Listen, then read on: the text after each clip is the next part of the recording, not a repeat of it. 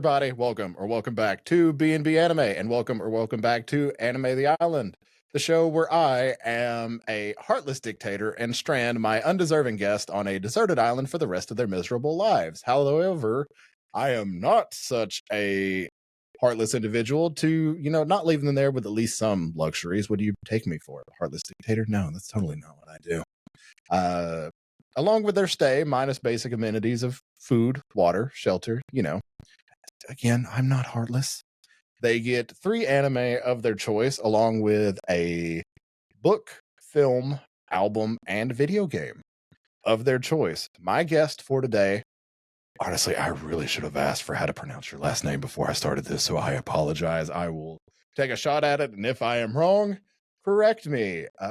Sam from the YouTube channel Gallenberger1. You nailed it. You nailed it. Perfect. All right. I'm good at what I do. I am professional content machine. Absolutely. I'm on the right Sam. channel. Sam, thank you so much for joining me. I really appreciate it. How are you? I'm doing great. I'm excited to be here. As we were just saying, I've been watching some episodes lately, and it seems like we're very similar. So I'm excited to be here. I mean, it's always nice to meet people that have like-minded taste, or hell, even differing tastes, because if there's one thing I love about doing this show is very rarely do I have one of my guests give me something that someone else has given. So I love picking the brains of people and figuring out why their favorite animes are what they are, and just kind of getting a breakdown, because as someone who studied psychology for 5 years, I just love knowing what make people tick, but especially in the anime space, because with the, what was once a very niche product, it's nice to actually have anime becoming more mainstream, because it means there's more people to talk about anime with. Yeah, and you can tell a lot about a person from what they watch and like. Oh God, please, no, don't get me started on that. Mine and Blue's taste is all over the place. Oh God, censor all the Food Wars stuff we've ever done. Well, this is your podcast, so it's a safe space for you guys. Exactly. Well, it's a safe space for YouTube. I mean, again, I told you before we started this, banter about whatever the hell you want to talk about. It's fine.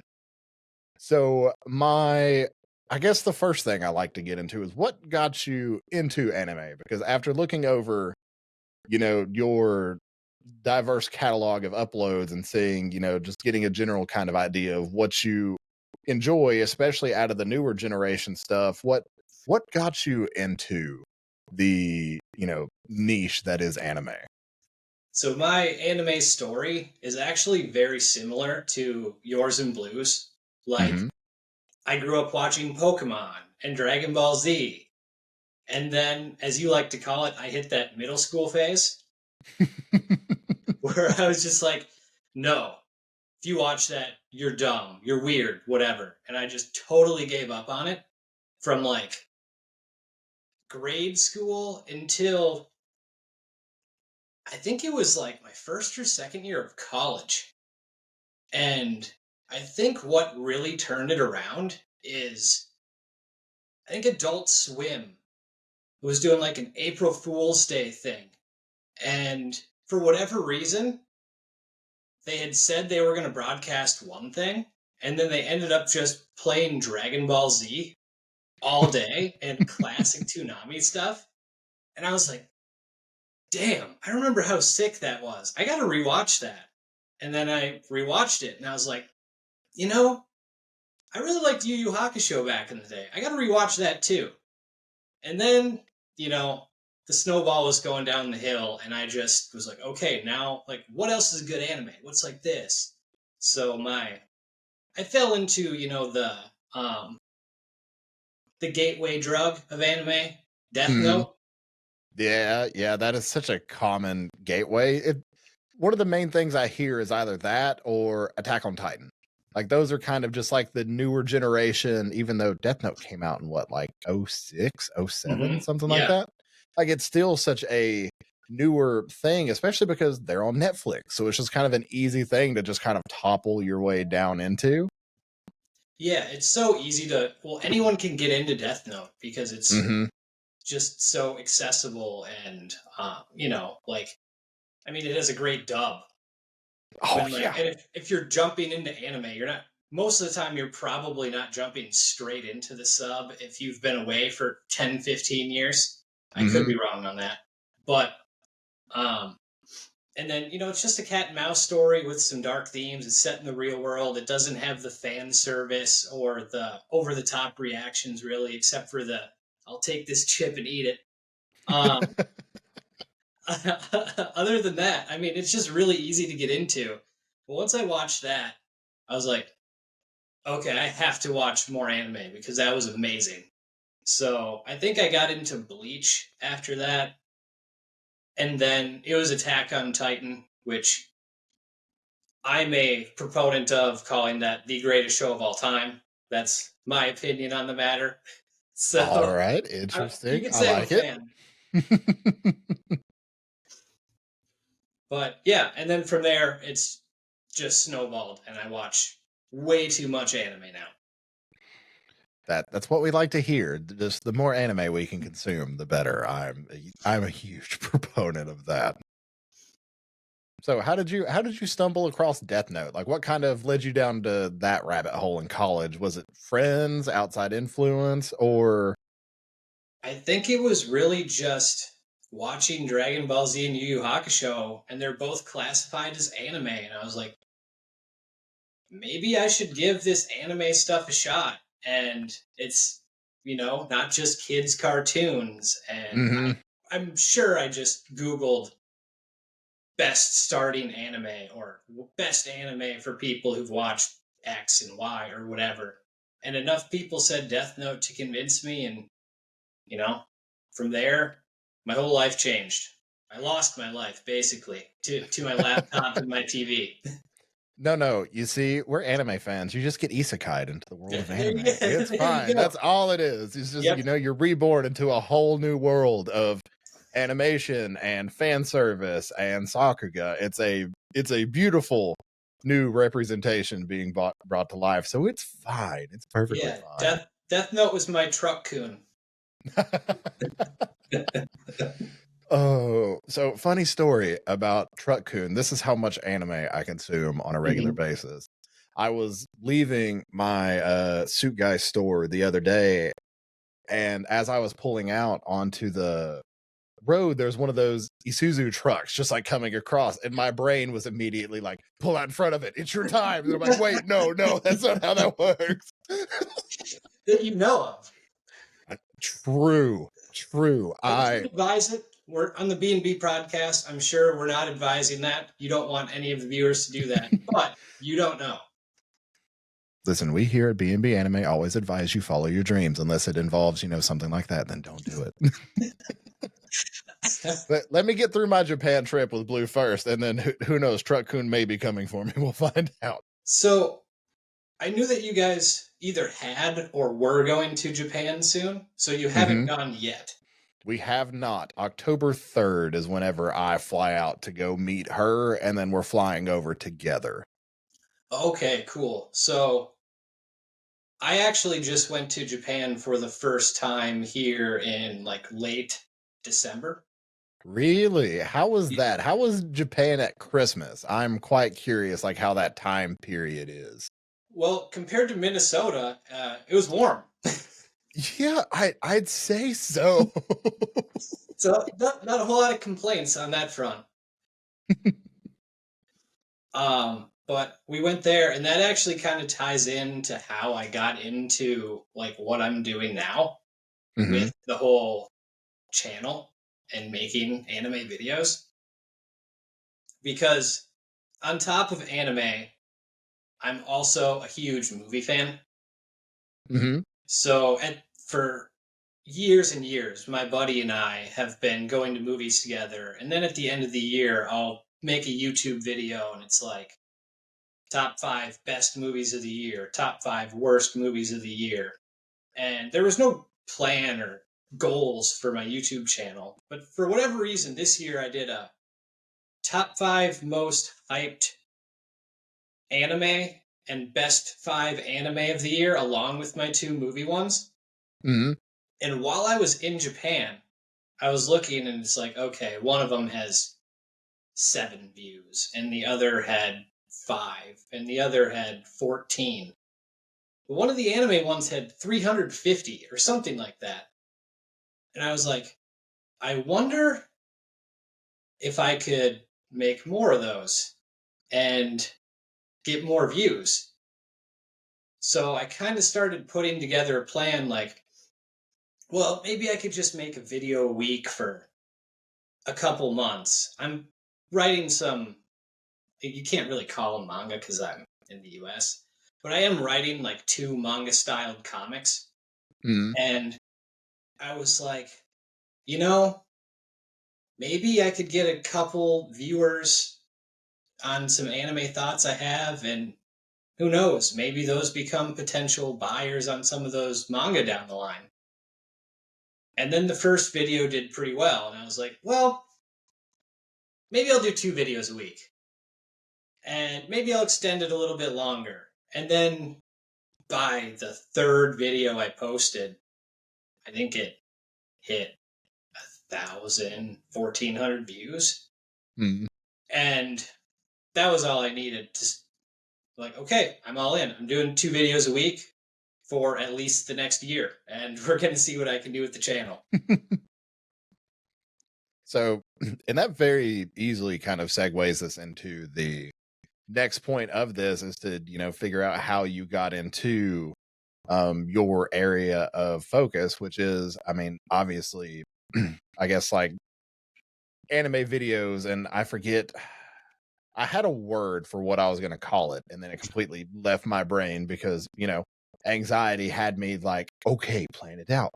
Like, what are you going to ask you? Like, all of these really fun things. And I had a term for what style of video it is that you do.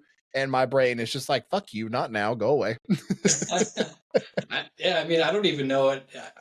Everything I do is kind of random, except I have more of a conscious effort to maybe tie some things together going forward. But I don't know. The best example I can give is it's a variety anime channel at this point. Yeah, because you definitely touch on a lot of topics, from like more, broad bits to like, it seems like you do, it looks like reviews for each episode of Kaiju number 8, like all the way down to something as niche as that. So I guess my first real question is like, what's your thought process as you go through your video style? Do you just come up with a concept and then kind of break it down from there? Do you script write? Like, what process do you go through for your content?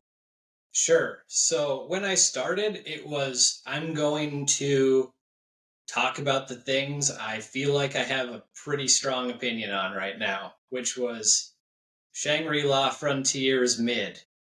And Solo Leveling episode 2 was awesome. And stuff like that. And then my buddy was like, well, it might be easier if you did like a review of every episode. That might make it easier to fill out 2 videos a week if that's your goal.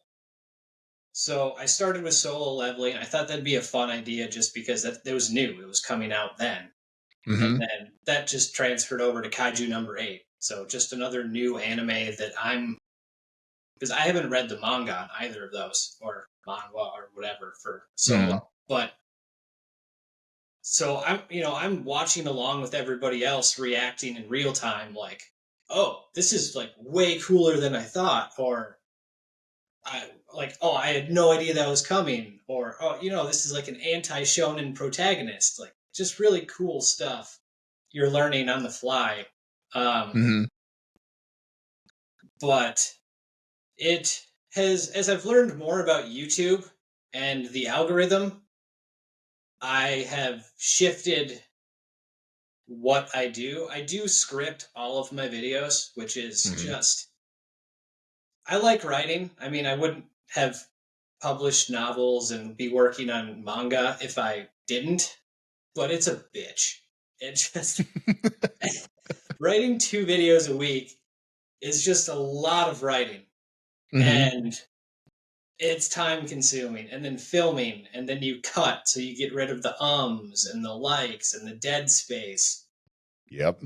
And I don't think I'm a great on-camera guy. I'm not super charismatic. So, like, to make it a faceless channel, there's even more effort that goes into cutting clips together and whatnot, as opposed to I can just show myself and win people over. So, yeah, but as I've learned more about the YouTube algorithm, I have very much, how do I word this? Changed my approach. Like, I have almost the rest of the year planned out Mm-hmm. for what I plan to do for videos. Well, I'm going to try and put more things back to back or within a couple of weeks that are similar.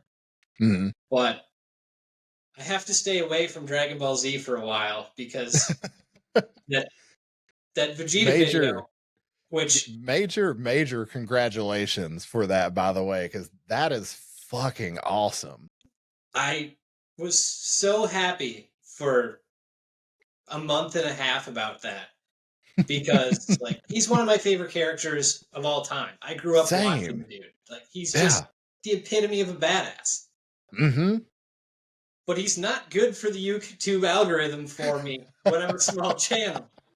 Because then it's only Dragon Ball Z fans coming to look. And for a variety channel, there aren't a whole lot of Dragon Ball Z fans, or let's say there's a much smaller percentage of Dragon Ball Z fans watching Kaiju number 8 on a weekly basis. So that's hurting the ability for those videos to grow. I mean, so that is very true, and the algorithm is very fickle whenever it comes to that. However, it gives you an opportunity to win over new fans to those new niches because Kaiju number 8 is definitely become the sleeper hit Oh, of the yeah. season. Like I hell, you've seen enough of the podcast at this point to know I watch way too much of what airs on a weekly basis. Yeah, And in yeah, the me back of too. my head, I knew like Kaiju number 8 was going to be good, but to see how much the community has taken to that anime and just kind of run with it for it to become as huge as it is. And I'm first one to say, like, kind of a fake anime watcher for being like, I watched the first episode and that was it. Because every anime season, I love to sit down and start scripting out like animes to watch for each season. Mhm. And then I got very lazy. And then on top of the health issues I've had this year and trying to get healthy, I've had to prioritize that over doing a lot of my solo branching out videos that I would like to do much more of. But Sure. to see like what Kaiju number 8 has turned into, I love it. I love whenever anime like that come out of nowhere and just kind of steal the spotlight because that's how I found Oshinoko, which has become like my most recent favorite anime of the past couple of years just because of how much it stole my heart from the first episode, a feature-length first episode. Like that Mhm. is still fucking baffling to One of me, but it set a precedent for what I expect moving forward. One of the first videos I made was a top 10 debuts in anime history, and I had Oshi no Ko at number one. Like, Mm-hmm. that episode, it made me feel in a way the other ones didn't. I don't know how to describe it. I'm very much the exact same way because as somebody who got into anime off of Your Lie in April, which a lot of people will say is a very terrible way to get into anime because I'm you a have typical your stoner. heart broken right from the get-go. But it took that to show me like anime isn't just, these kid-friendly shonens like Dragon Ball and Pokemon, because although those are great and they are absolutely phenomenal for, what we grew up in, but I'm a huge proponent of those anime would not fucking hold up now. The pacing in that is hot Oh, garbage. 100%. So I definitely see why Kai was made and what kind of how it fell into that niche of filling that void, because it definitely makes it a lot faster paced. So much. They're cut down the yelling by 90%. Yeah, which I mean, as a kid, that was great. I fucking loved If I that if growing I'm up. gonna rewatch it, I'd still go back and watch that version. But I Same. remember when I was in college and I was rewatching Dragon Ball Z for the first time in forever. It was one of the episodes of the Cell games, one of the last ones, and it's like that final beam that Cell and Gohan are shooting. Like, Uh-huh. Cell fires that blast at the beginning of the episode, and by the end of that episode, there's still just that blast is still going. Yep. And like we have to go to the next episode to see what happens. And I was like, what the hell? Oh God, I love Dragon Ball with every fiber of my being. The passing of Akira Toriyama this year fucking broke me Yeah, like no legend. other. I never thought in a million years I would be hurt by the passing of like a celebrity figure, but that fucking hurt on an emotional level. I mean, think of how much he's probably inspired your life to this point. I mean, and not just you, but me and millions of others. And just the impact he had on the anime community in general, like Yeah. Oda and the creators of Hunter x Hunter and stuff like that. Like people, like he had such a wide array of influence over the just anime and manga and manhwa community as a whole, and to see the outpouring that came from that was truly awe-inspiring to see stuff like that. So it was incredible to see like just how much Dragon Ball meant to a community and like to the whole world, even people that had fallen out of anime, just kind of coming back to talk about their memories. Like that truly is special. But so I guess my follow-up question to all the Dragon Ball talk is, are you going to be play Sparking Zero? Uh, I don't play that many video games. Uh-huh. It's like I have a very like peculiar taste in things. Like I Mm-hmm. like watching anime, love it. Like writing it. Also like playing football and basketball. And like I love playing sports video games. I've really never gotten into any other type of video game other than like football and basketball ones Mm-hmm. or like pro wrestling. Like I'm a huge pro wrestling fan. Um so what's it called? Wrestle Kingdom when we went Mm-hmm. Tokyo Dome here this last year when I got to go to Japan. Mm-hmm. So my interests are all over the place and also very random. Like Same. theoretically, I should play a ton of anime video games, and I don't. I don't know what it is. I mean, it's one of those things to where a lot of anime video games aren't very good. I'm probably going to get shit on for saying that, but like the new Demon Slayer game, not gonna lie, kind of shit. I'll But take your word for it.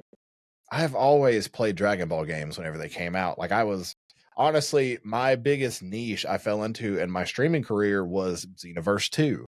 Like those streams always performed so well, but similar to like you were talking about with the Dragon Ball video and how it kind of exploded and how it kind of stunts your growth on other things. Mhm. It's, you know, you have success whenever you're doing like that niche, but once you go outside of it, it just dies. And as a true variety gamer and streamer, like if I want to play Stardew Valley, damn it, I'm going to play Stardew Valley. Like I Yeah, could literally care less of what anybody else wants to see because it's my stream, it's my channel. Like I want to play what I want to play, and I love my community. My streaming community that I've built is probably the thing that I am most proud of as like a solo content creator. Mhm. Like I adore it with every fiber of my being.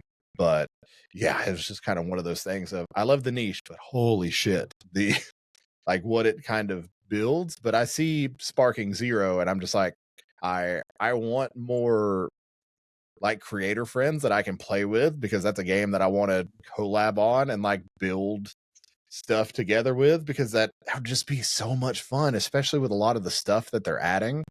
Like, holy crap, that will be a content machine, but also just be so much fun because it looks like the best Dragon Ball game we've had in so long. yeah. I mean, I've heard a lot about it, but I don't think I will be playing it. It's Dragon Ball Z is like the one anime that kind of transcends anime. Mm-hmm. I was watching an Instagram reel. It might have been yesterday. and it was all these dudes in a gym, and they start playing the Goku turning Super Saiyan on the TV in the gym, Mm-hmm. and all 20 or 25 of these dudes are just staring at the TV, and like they've stopped mid lift. It's like a 1.5 minute long clip, and it's incredible. I was like, but it's true. Like, who wouldn't watch Goku turn Super Saiyan for the first time? Yeah, like it really does transcend, and I don't know what it is. I don't know what it is about Dragon Ball that just has that effect on people. But holy shit, it really does, and I'm so here for it. What spring and summer anime have you been watching? I mean, other than like kaiju. I as far as summer goes, I guess it's still spring. Yeah, it's spring season. Konosuba has consumed Yep. my life. I love Konosuba so much. That has been the comedic relief I've needed in my life. So Every fun. episode has had me pissing myself laughing. It's so funny. Bartender has been exactly as good as I thought it would be. I've been greatly enjoying myself. Go Loser Ranger has been great. Big fan. And Spice and Wolf, which I honestly thought I would drop until Blue and I covered it on the podcast, because I wanted to watch the first couple of episodes again to get my opinions for the animes to watch video. But it just kind of turned into, holy crap, this is amazing. Like, I'm having a great time with it. I haven't started that one. Like Windbreaker would be one that I've been watching. Mm-hmm. Reincarnated as a Slime would be another one. My Hero. That's a good one.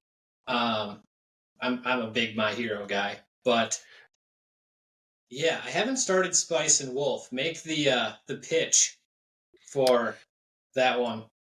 It is a less fighting Frieren. I'll put it that way. Like, it's the same kind of like wholesome adventuring type thing, but it's literally like a wolf god in human form and a merchant just traveling and them getting into shit. And I'm like, I love this.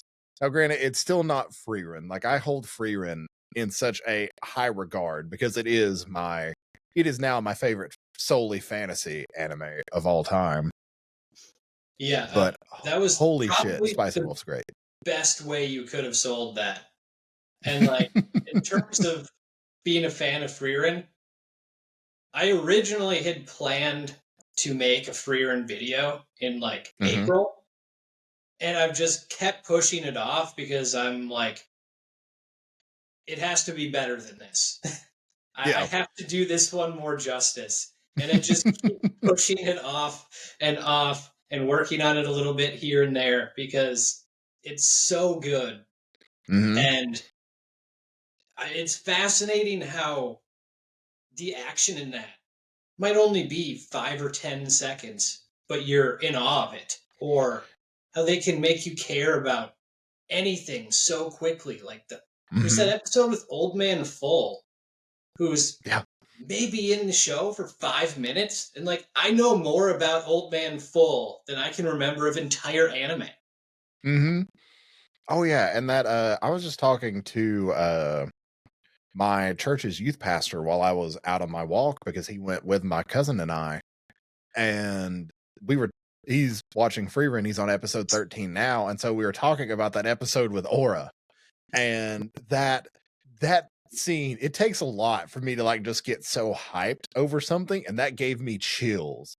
Like, that was just so beautifully well done. And even reading it in the manga, because I'm going through the manga now, and that scene still is just, oh, I'm so here for it. It is so good. And I wanted to write an expositional video on it, and I feel like I can't do it justice. The same with Oshinoko. Like, I want nothing more than to sit down and script out like a 30-minute episode just talking about Oshinoko and how it's consumed my life. Like, I'm fully caught up on the manga. The July, 7th can't get here soon enough. Yeah. Like, I am so fucking excited for it. And it's just like, I genuinely feel like I cannot do it the justice that it deserves. It's funny that you have that same mindset as me. Like I was saying in the very beginning, I'm of the opinion that Attack on Titan is the greatest show of all time. If you go through my videos, I have not made an Attack on Titan video. I've started scripting one, but that might not come out till 2026. So you're pulling an Attack on Titan by not putting out the video until 2026. Yeah, exactly. It has to be perfect or it can't go out at all. But see, that's honestly how I am with all of my content minus my streams. Like if it's not a scuff stream, it's not one of my streams. Right. But from a, expositional video like that, I am my absolute worst critic. And I'm sure it's the same for you. Like all of us creatives, we are so hard on ourselves whenever it comes to anything like that. And especially whenever it's something we care about. Like I have to be so precise on it. And especially since it's podcast related, like this isn't just my baby. This is also Blue's baby. So whatever I put out like has to be up to both of our standards. And like she's very much the same way too. Like she will not put out anything unless she is 100% happy with it. So that's why most of the time nothing gets done because we are so hard on ourselves. And if we let the other one see it, we'd just be like, yeah, like that's really great. You should do it. And then it's just, since we're like that with ourselves, just get done.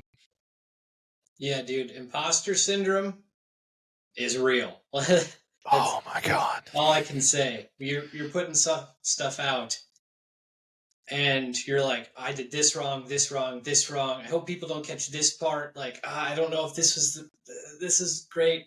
And like, I mean, I literally opened that Vegeta video with, this one is personal to me because like, he's my favorite character ever. And there were some comments in there. It's like, oh, he deserved more than 10 minutes. And I think my response was, I didn't feel confident to go longer than 10 minutes on this because I didn't want to get it too long and just screw it up. I wanted to make it concise. And that's the thing. Like, I hate feeling like I'm getting rambly about something. So that's why I'm just like, okay, let me get my points across now. And if I decide to touch on it again later, that's fine. But like the farewell video that I made for Akira Toriyama, like I did that fully unscripted. Like I just did that ad-libbed, and watching it back through editing, I was like, fuck, like I feel like I rambled and nobody has said anything. Blue watched it. She liked it. She thought it was good. I'm still just like, that's real rambly. I don't like it, but I'm gonna still do it because it meant that much to me to do it. But holy shit. Yeah, but when you do something like that means a lot and you don't script it, I think how much you care shines through. So like, it's not so like with like looking back self-critically, you're like, yeah, that's rambling. But to a viewer, it's just like, oh, he's passionate about this. Yeah, and I feel like that's what a lot of the YouTube audience wants nowadays is they want that personal connection. I feel like that's why streaming is so big because it's a personal, like one-on-one kind of interaction, even though regardless of whether it's one viewer or 10,000 viewers, like it still feels like a true, genuine connection. And that's what people want, which is why I feel like the longer style videos are slowly kind of making their way back again, is because people want that personal connection to come through. There's actually a study, and I'm going to totally get it wrong, so don't hold BnB accountable, guys. But it was something like people trust or what's the word I'm looking for? Relate with streamers more than they do their own friends. And it's like, oh wow, okay. It was like a really high percentage of people. And I'm sure I butchered part of that stat, but I remember reading it and I was like, oh wow, that's like eye-opening. It's just the power and relatability streamers have. Yeah, I don't know what it is about it either. I don't know if it's because it's like the old school, I have no clue how old you are, so don't but I know for me, like, it Yes. reminds me of the it reminds me of the old, like, sitting on the couch, like, playing the old, like, Dragon Ball Z game type things. Like, I've talked about it on the podcast before, but my cousin Walker, he's not very, like, video gamey. Like, he dabbles in, like, MLB The Show and stuff like that, Yeah. and he's a big fan of those games, but whenever it comes to things like the Dragon Ball games or The Last of Us or God of War that came out, like any of those, he would much rather sit on the couch beside me and watch me play and do commentary because I grew up doing that very same thing. And so I think that's why it's funny that I ended up getting into streaming, because that's literally all I did back whenever I was younger. But it was still that same type of thing, and he just prefers that. He prefers that connection of me just bantering and bullshitting and just watching me play rather than doing it himself. And I feel like that's kind of the connection that streamers kind of give, because it's that old school sitting on the couch with, you know, your mates and just bullshitting and playing games. Or even if you're watching, like, it's still just that type of experience. I can relate to that perfectly. I am your cousin in this scenario. My best friend, he would play the Arkham games or the Spider-Man games, the more recent ones. And I just sit there and watch him play. And we just banter back and forth. I've never touched a controller to play any of those games. I just watch him do it. But the experience is still so fun just because we're bantering back and forth and we're hanging out on the couch, you know, like you said. There's just Yeah. something to it. And I don't know. I guess part of me is curious what it is, because I've always been the dude in the seat gaming. So part of me doesn't understand that, but I still have such fondness for those types of memories. So I guess, like, I do get it in a way, but at the end of the day, I also don't. I don't know. It's strange. My brain's weird. As someone on the other side, I can't explain it to you either. I just know that it's fun. Oh, good. All right. So I guess getting back on track, what is your first anime offering for your burn to a Blu-ray and then I drop it from the sky? God, I have some sort of monologue for this, but I don't. So I need the specifics of this part first. Where, like, if I say a show, do I get like all iterations of that show? It depends what you're referring to with that, because if you say Dragon Ball, like, I'll give you Dragon Ball, Dragon Ball Z, GT if you fucking want it, and then Super. And I'm even the type of person to where, like, I'll even say, yeah, you can take the future stuff too with like Daima and whatnot. Like that I'm fine with. Or if you say Full Metal, you can have, you know, Full Metal or Brotherhood. Like, you can have either or. Nobody would usually ever say both whenever it comes to that. Right. Like, I love both of them. I really do. So I have no hard will against either of those, but I know how the anime community can be, man. For sure. Well, if you're going to give it to me like that, then the first one has to be, just for sheer volume, Dragon Ball, Dragon Ball Z, Dragon Ball Super. Just based on pure volume, I'm not someone who can watch, most of the time, I'm not someone who can watch a show over and over and over again. Like, unless it's very long and it's spread out. So that has to be the first answer for me. Absolutely. Okay, fair enough. And we've touched on a lot of, you know, what Dragon Ball has meant to you throughout, you know, your life, and obviously what it's doing for your, you know, current delve into content creation. But any particular reason outside of volume as to why that would just be your first pick out of the only three you get to take with you to the island? Well, being stuck on an island, I know I would need to kill a lot of time. So, like, the first thing that, when I knew I was going to do this, the first thing that crossed into my mind is, all right, what are in my like top 10 anime that are long? So that's just going to be my thing for all answers. Like, I'm not going to have either of my two favorite anime on this list. This is purely like, this is how I would survive, by having the most content possible. And also, I really like this shit. I mean, fair enough. Although hearing that, I am shocked that Attack on Titan won't be one of your answers after you talking about it being your favorite. Like I said, I'm all over the place, man. I'm a weirdo. I mean, fair enough. Like one of these days I will have Blue sit down and, do my episode of Anime Island, because I can guarantee you my 3 picks are going to be off the fucking wall. Your Lie in April, Dragon Ball Z, and I know how much you really love season 1 of My Hero Academia. Oh, just pushing my buttons already. I remember listening to that on the podcast, and I was like, I like the first season of My Hero Academia. This is kind of triggering, man. I mean, so here's the thing, right? The first season of My Hero Academia is very good, right? Like the sub and dub for My Hero are great. Like that is one of those shows, just like Full Metal, Solo Leveling. Like there are a lot of shows, especially newer stuff, where the dub quality is getting better and better.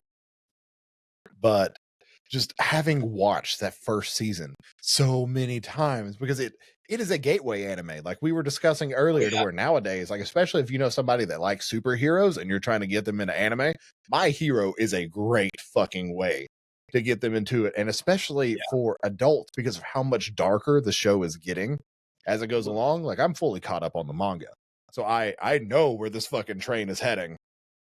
I don't, but I have to watch it all play out in front of me. But yeah, I've personally pitched it to many people. Mm-hmm. But it's just, and I'm the type of person to where the best way to get somebody to watch an anime is to make them sit down and, watch it with them. That way, for me, like I love to see people's reactions, especially newer people to anime, to see like how they take it. Don't even get me started. If you had to pick one episode in all of anime to just sit down with someone who's never seen it before, just so you can watch them react, I know my answer. What are you picking? Oh, fucking episode 1 of Attack on Titan. Like that is the number one thing, because it's such a wide fucking array of emotions, and it will hook people. Either that or the first episode of The Promised Neverland. Because that show, as soon as it ends with that last scene, you are gripped. Mm-hmm. God, it's such a shame they never. Season 2. I was going to say it's a shame they never made a season 2, because the fact that it got canceled in production, that's such a shame. Yeah, there's so much good content, and they just let it all go. Yeah, oh man, it's such a shame. Episode 5 of Attack on Titan. That is interesting. That I absolutely love watching people react, because what happens to Eren at the end, I'll go and watch YouTube reactions to that just for like an hour straight, because people lose their minds over it. I absolutely love that episode. Like, I want to get people into Attack on Titan so I can watch episode 5 with them. Mm-hmm. Like that's how it was with my cousin and his wife for Oshinoko, because I've been slowly like dipping their toes into more and more anime and showing them like the more diverse bits of it, just to try to make them more cultured, because I swear if I have to sit and watch shonen all the time with them, I'm going to I don't know, find an Isuzu truck real quick. But just seeing their reactions to that first episode, and like just the emotion, or I've made them and our friends from church watch I Want to Eat Your Pancreas in a silent voice, and like just seeing their reactions while I'm also fucking sobbing my eyes out still over those films. Like I love it, because I love the emotion that anime can evoke from people, especially whenever you don't think that anime can evoke it, because I was that same way until Your Lie in April decided to break my heart. I wasn't a crier until I started watching anime. And fair enough. that is what will get me. And it's always at like, I mean, not like weird, but like not what you'd expect. Mm-hmm. Like the first time I vividly remember just tearing up during an anime was when Eri jumps into Deku's arms and they've got Might You playing in the background in the Oh overhaul my arc. god. Yeah. And I just like was like, what is this emotion? Like, I don't understand what's happening right now. It was so epic. But like, yeah, tears were just flowing. And but like, who would have thought that would be the first moment that got me to tear up, or like, which we can tie back into my choices. My second choice would be Fairy Tale. Mm-hmm. Again, sheer volume. I've Fair enough. never been able to rewatch episode 48, the Fantasia Parade. Mm-hmm. Never been able to get through it without tearing up at any point. And it's like, it's crazy. I just watched it like 3 days ago for the 20th time, and it still gets me every single time. And this isn't like this isn't something nearly as beautiful as Your Lie in April, or something like as gut-wrenching as maybe say like the end of like Darling in the Franxx, or some of like these way more artistic, beautiful stories. It's just like, I don't know. They do the hand sign, and it's like, all right, I'm crying. I mean, it's weird how little things like that have the ability to trigger that emotion, though. Like the final waltz from episode 23 of Your Lie in April. Like, I have the entire Your Lie in April soundtrack downloaded on my phone, and it's in my work playlist. Mm-hmm. And when that comes on, it's just like I immediately start tearing up. Like, just that song has that much hold on my life. So I get it. It's just like those little things that can, trigger that emotion. But Fairy Tale is an interesting one because I don't think I've gotten that one yet. I get all the complaints about it. I do. But I like action. I like fun characters. And I like emotion. And it kills two of those three. Action can be hit or miss. But like, the characters are just, I would watch those characters just hang out for 100 episodes. They don't need to be doing anything in particular. They're just fun on their own. And when you get an episode like the Fantasia Parade, or the return of Lozano, and like what that means to Mira Jane and Elfman, and just stuff like that, or just little cool things like at the Grand Magic Games when Yukino's been kicked out of her guild, and Natsu just like, screw it, I'm going to just destroy your guild, or your old guild now. Just so many little things that just hit me in a different way. Like, I tear up during Fairy Tale more than any other anime, which is so wild. When like, it's just different. For whatever reason, that's the one that makes me tear up. When I saw Your Lie in April, especially that last episode, that one impacted me in like a different way, where I thought about it a lot more. I didn't cry during that. It was just like a deep emotional realization of like what I just saw, and I thought about it for like 4 or 5 days. But Loxus doing this makes me cry instantly, and then I don't think about it after. It's strange the way that, certain things have the ability to evoke that emotion, and like what sticks with you the most. Like, one of the things that comes to mind for me, and I think it's because I've got your video list pulled up over here, but the last episode of My Dress Up Darling, that last end credit clip with the phone conversation, like that got me to cry. Like, just something about that little bit at the end and the I love you part, just it hits hard. And like that,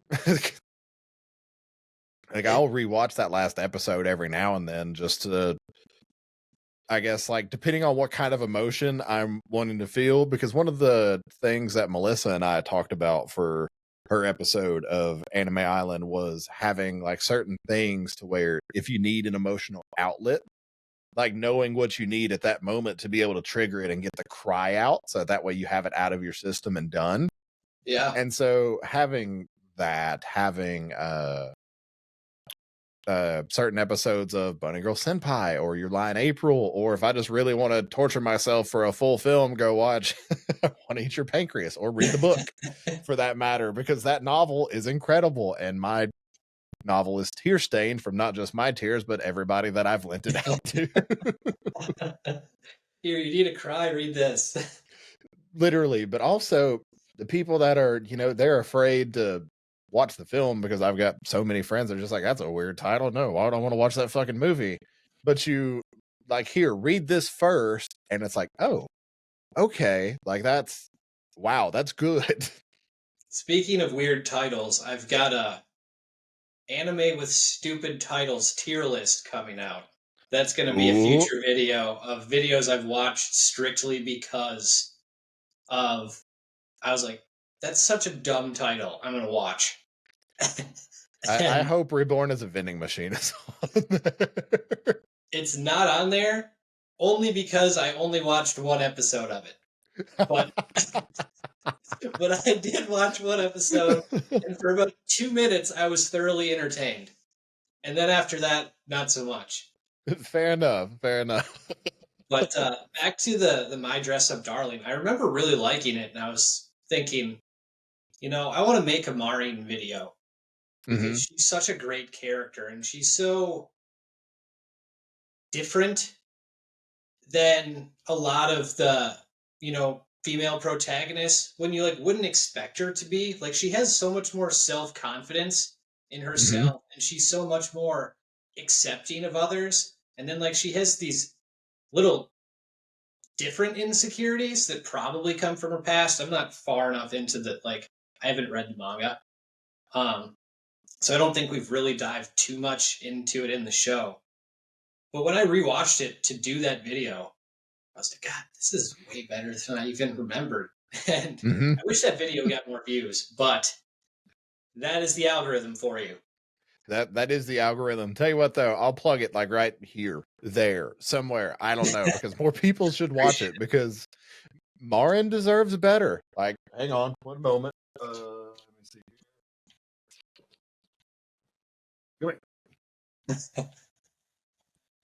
I have it. I have all 11 volumes just right here. It's really good. It's so good. And I haven't read it. I own all of it, and I haven't fucking read it yet. So fake fan over here. But I love the anime so much, and they need to hurry up with that second season, because holy shit, I'm so excited. And they have enough. The first season only covered the first 5 volumes, and there's 11 out in English. I think there's 14 or 15 out in Japanese. Give us a second season. Justice for My Dress Up Darling.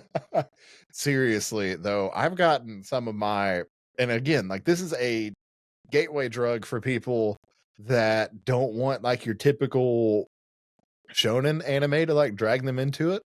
Because one of my streamer friend discords that I'm in, I started what was called Weeb Wednesday, to where we just sit down and watch a random anime. If people wanted to pop in, that's fine.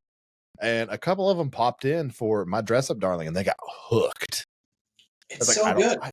It really is. And it's so different, because Blue and I are actually doing a tier list for this coming week's episode of stuff that we've covered, because we were out of ideas for shit to cover until the new season starts. So we can cover things like Konosuba and Bartender.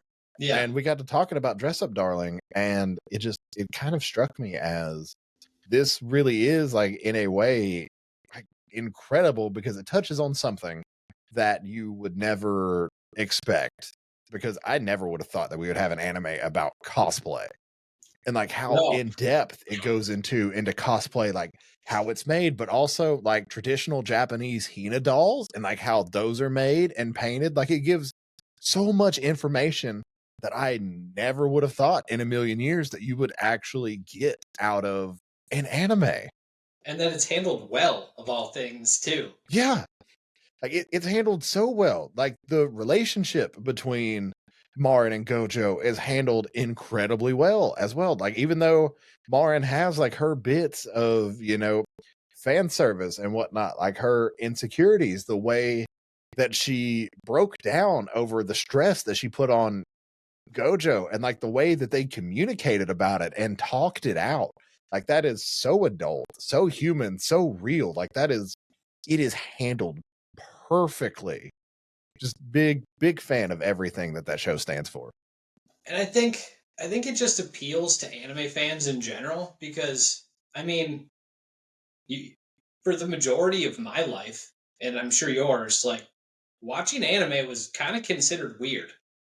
Yeah. Like for Marin to be so accepting of Gojo's Hina doll passion, like that just cuts straight to the core of everyone who's been an anime fan for a long time. Mm-hmm. Just like wanting to be accepted for the things that you like. And then like obviously it hits for, non-anime fans too. It's relatable to anyone. But I think it particularly cuts deep for us anime fans. Oh yeah, absolutely. It's so incredible. I can't speak highly enough about it. So yeah, link to that will be somewhere because y'all should definitely go check it out because it's a very, very good I can speak exposition about Dress Up Darling and specifically Marin. I do words professionally for a living. It's fine. I'm a voice actor, damn it. Which, yeah, by the way, so cool that you, Blue, and then like with the last episode, Melissa do voice acting. It's something I've been like kind of interested in from afar for a long time. Mm-hmm. But I don't think my 2-word Mark Hamill Joker impersonation is super useful in the industry.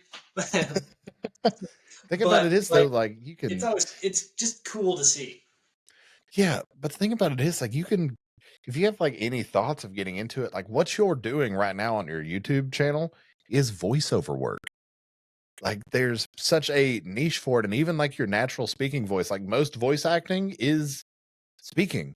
Like, it's just your natural voice. Like, you'll get booked with more gigs off of that than you will anything else. Like, being able to do, different inflections and impersonations and tones and accents is cool. Like, again, one of my favorite things to do is use these accents, but it doesn't, like, that's not what's going to be your bread and butter most of the time. It's just going to be, naturally how you speak. Oh yeah, for sure. And I mean, some of those people just have me in awe of what they can do. Oh yeah, with actors. It's amazing. Like just like 2 big ones for me. Like not necessarily just like anime or whatever, but like Mark Hamill obviously is the Joker, iconic, and then Troy Baker. Oh yeah, So good. Troy Baker, so fucking good, Unbelievably talented. Can do his own Mark Hamill. Can do Pain. Can do so many different things and handle it well. Joel from The Last of Us, right? Like, just unbelievable. So good, and I'm a huge fan of Critical Role. I don't know if you've delved into Critical Role or have any interest in Dungeons and Dragons at all, but their whole entire voice cast are some of the most incredible voice actors and actresses that I've ever laid eyes on, even from a D&D perspective. The way that they get into their characters and use unnatural accents is incredible with Liam O'Brien and Laura Bailey, Marisha Ray, Travis Willingham, but especially with Matthew Mercer being the dungeon master. Like, Matthew Mercer is just a man above boys in the voice acting industry, in my opinion. Like, I want nothing more than to sit at a D&D table for one of his sessions just once. Oh, like, that is a dream. But just his voice acting quality is so incredible, and his range is just chef's kiss. So I'm such a huge fan of voice acting in general. Like, ever since I played Metal Gear growing up, like David Hayter, that dude will always be Snake forever. Oh yeah. Yeah, I haven't really delved into the D&D stuff, but my brother, huge on it. So I've kind Mhm. of tangentially learned about it. It's one of those things where if you just want like a, good podcast to kind of turn on in the background and just kind of leave it and just kind of, I guess have background noise that you may or may not get enthralled into. Like I love listening to it while I'm editing because it gets my mind off of having to listen to my stupid voice for an hour and a half. it it's great. It's so good. And again, you just get to enjoy, for one, friends bullshitting with Yeah, each other, but two, professional voice actors doing that while still bullshitting with friends. Like it's incredible. And also I'm a huge D&D nerd, like as a dungeon master myself. Like I love stealing ideas that none of my players are ever going to hear because I'm 123 episodes deep in a campaign and none of them are ever going to get that far. there you go. They'll never know. Exactly. So I guess segueing back a little bit, since we already got into your second anime, uh you're also allowed to take a book and an album. So which of those would you like to take with you? So I wish David from one of your recent episodes hadn't beat me to it because as soon as you said there's going to be an album, it's like I don't really listen to albums that much. So Hmm. my first thought was immediately the Attack on Titan soundtrack Fair enough. because it's like 4 hours long and it Yeah. hits hype and sadness and darkness. Like it hits every range of emotion you want to feel. It's longer than most albums are. And I don't know. It's all really good. Hmm. So that, yeah, I was like, "God damn it. David beat me to it when I was listening to the last episode." Um, and then a book completely off the grid compared to everything we've been talking about so far. The Book of Basketball by Bill Simmons would be my choice, just Okay, because fair I enough. love learning about the history of sports, Hmm. and he does a really good job of delivering a ton of information in a huge book. Again, we're focusing on volume here, and I could reread it 10, 20 times and take something different away every time. Hmm. So that would be why that's the book choice. So where do you think your fascination with the history of sports comes from? Oh God, I've never been asked that before. I I have no idea. Hmm. Um, I've always been interested in like the history of sports, and only recently has that gotten into like more history in general. Hmm. Like when that what was it, that TikTok trend about the Roman Empire was going around, Yep. I was like, I mean, yeah, I'm more of an ancient Greece guy, but like it's I really have no idea. It's just something I always had for sports, and then more recently it's kind of spread to other areas. I can't explain it, but Hmm. it just fascinates me. I love hearing about how different things were then than they are now. I was just talking about with Hmm. a roommate the other day. Um, it's like, what if we just lived in like the 1880s? What? How much different would life be? Like, how would you be a cop in the 1880s?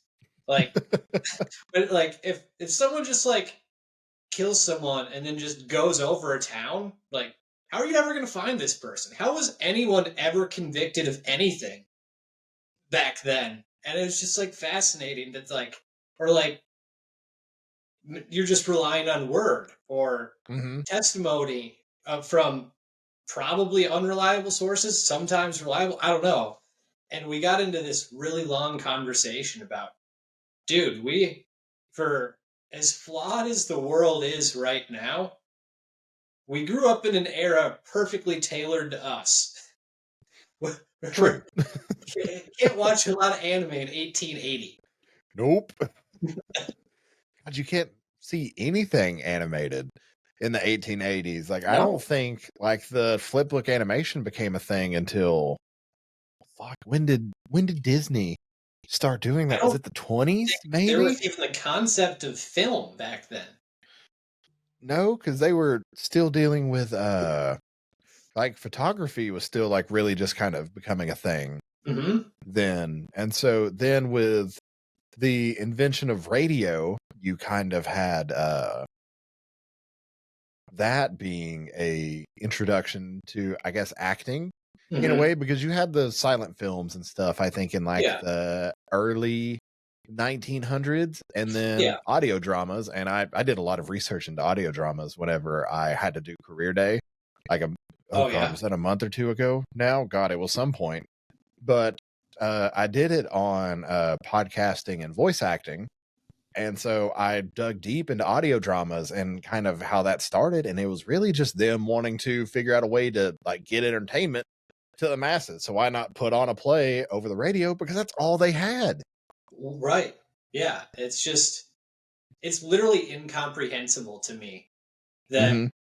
or there was, I don't know who said it, but I was listening to someone tell a joke or whatever, and they said, you know, people used to go to the grocery store for more than one thing.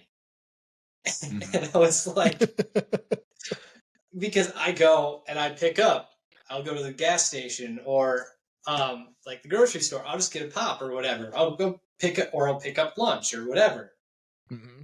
And it's like that's a new thing that isn't super like hasn't been around for that long. Like people you if you No. go to the grocery store, you would get a lot of stuff. And it's just I don't think I would fare very well in other eras. That's the moral of this story. I mean, I'm right there with you. Now, granted, having not grown up in those eras, I guess it's kind of a different thing because we grew up exactly when we did. So we've been exposed to the things that we've been exposed to. So I guess it's kind of, I guess, weird to, I guess, try to think of it from that perspective. But also, I would not have wanted to have been born at any other time. Like, I love my life and where I'm at with it and the opportunities that I've had, because with my particular skill set, I don't think I would have fared anywhere better. Right. Yeah. No, I think it was perfect for us, thankfully. Hmm. I assume we're of similar ages. It's just like a really weird growing up in an era like when I was a kid, I played outside and I went to the Yep. mall. And then, like, when Hmm. I was more in like middle school and high school, then the cell phones started coming around. And like, so I grew up pre technology boom, but I've also existed a lot of my life with it. Whereas, like, Yep. so many people are like, they grew up way too much without it or way too much with it. So it's such Hmm. an interesting perspective on like these different generations. And yeah, I wouldn't want to switch eras with anyone. Yeah, no, because I mean, I'm 28. I was born in 95, so I'm right towards the end of the millennial era. Age of my brother. So it's one of those things. So we're seeing like the technology boom, especially being a 90s baby, because holy shit. Like I clearly remember growing up like without a computer in the house and that type of thing, but I also remember like from a young age getting a Nintendo 64 and being able to like hook that up on my own and do that. And then I remember when the PlayStation 1 came out and my uncle exposing me to Metal Gear whenever I was way too fucking young. Right. And then just kind of growing up from there and seeing like how technology has changed and how quickly technology is progressing to the point of, now where AI is running rampant and everybody's losing their shit over it, and rightfully so. Oh But it's yeah. just kind of just wow how shit has fucking changed over the years. And I mean, even in the past decade, or since I've been graduated from high school now for 11 years. Like, how much shit has changed since I've graduated high school? Like, shit's wild. I played a video of the dial-up tone for some of my siblings and they didn't know what it was. And I was like, Wow. I was like, How can we even relate? You can't. If you never had to sit there and listen to that and be yelled at because your parents wanted to use the fucking Yeah, right? This is a completely different world. Yeah, or the people that I talked to, because whenever I was doing that career day, I was talking with some of the kids and like how I got into anime and how like I had to go to Blockbuster or Hollywood Video and I would only get one a VHS tape that I had to fucking rewind before I took it back. They were just like, "What's that?" And I'm like, "Get the fuck away from me." Dude, I rewatched the shit out of, I think they played 3 episodes. I had the VHS where Goku turned Super Saiyan. And I Nice. watched the shit out of that thing. That as a kid, that was like daily. Mm-hmm. Just couldn't get enough. Yeah, I had like a few of the Dragon Ball films. Like I know I had the first Broly movie and the Lord Slug movie. I know I had those. And then I had like a few uh episode collections like dispersed throughout. I collected the manga at a young age back whenever they had the original that had like the sequence of events on the spine to where as you collected them you got a picture of everybody going across it. So I had that, and that was shit that I really enjoyed. But it's just such a different time. Like, just I part of me misses those days because it was so much simpler. At the same time, I love having access to everything I have access to now. If I want a different genre of what I'm watching, fuck it. Like I'm in the midst of having my comfort harem right now. Like Exactly. I fucking love harem anime, like as batshit crazy as they are. I fucking love that, and it's such a comfort. Oh yeah, me. For sure. So you started collecting manga as a kid? Yes. Like that was before. So you had manga before you even hit your middle school phase.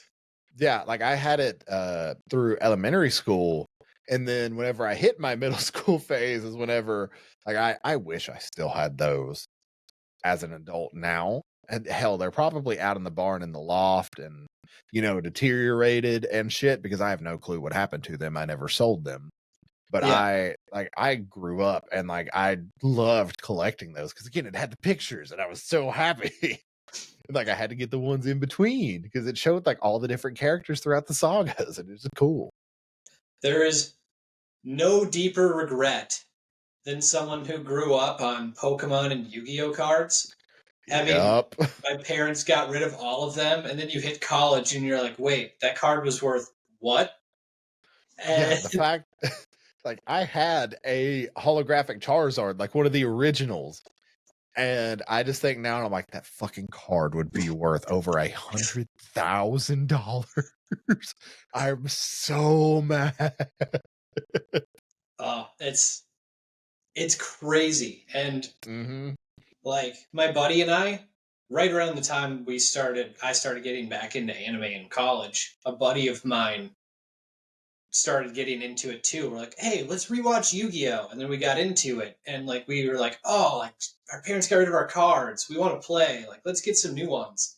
And it's like we spent 10 times what we originally would have spent back in the day to get worse cards. And when we played for like 3 months, and it's like, oh, sick! I'm glad I just blew a couple $100 on this. Oh god, I know that all too well because Walker's all the time like, hey, should we get back into Yu-Gi-Oh? And I'm like, no, because everything after season 2 is way too fucking complicated. Oh, yeah.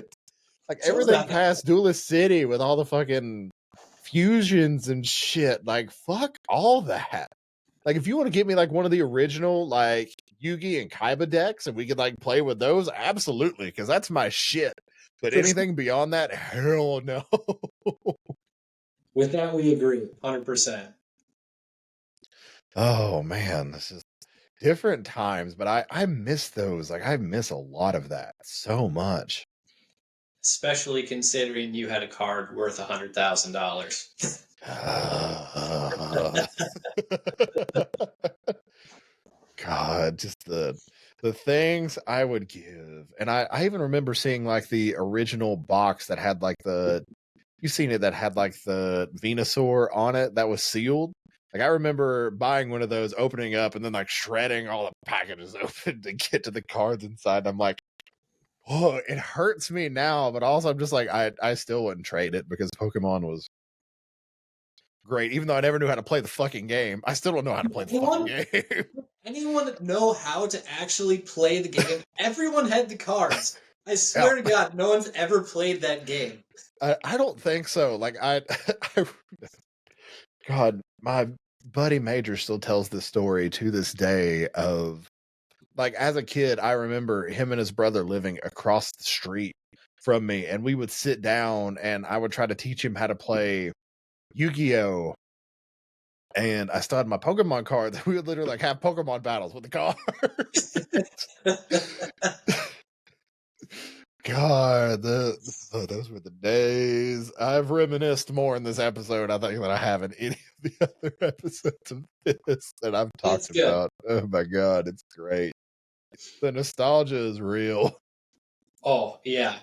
Like, I mean, it perfectly ties into, the whole theme of this episode. Like, nostalgia is what got me into anime. It was, I want to watch Dragon Ball Z again. Oh, I want to watch Yu Yu Hakusho again. Like, and nostalgia is a powerful drug, man.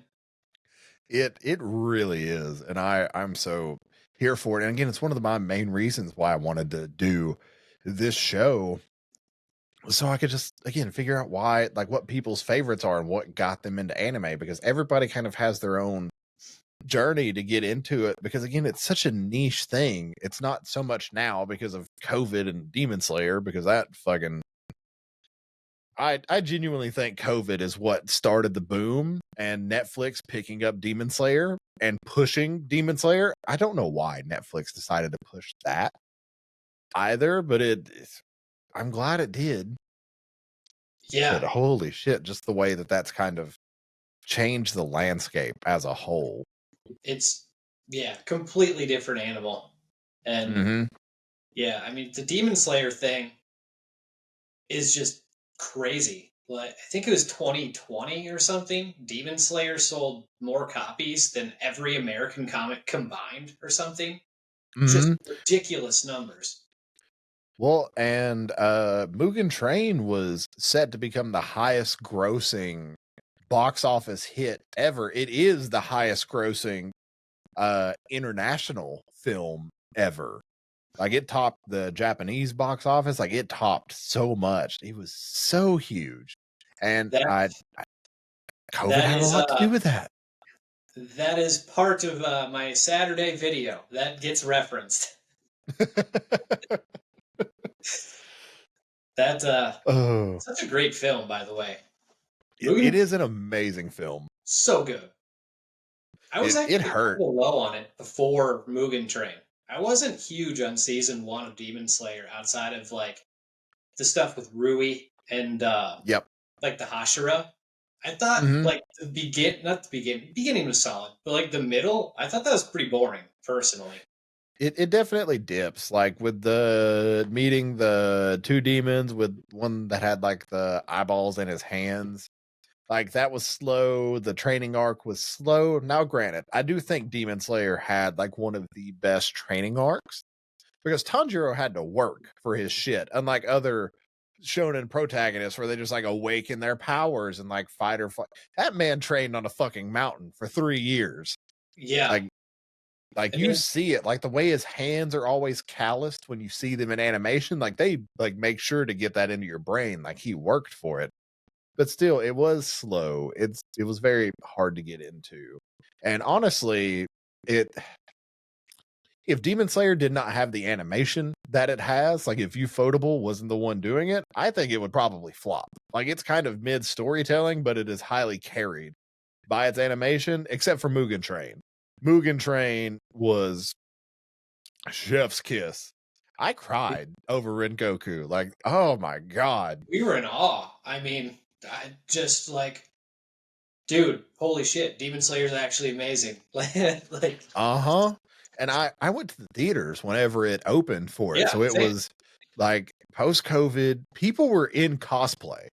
Like I was baffled by that. Like we had all the Hashira beside us, like in the row beside us.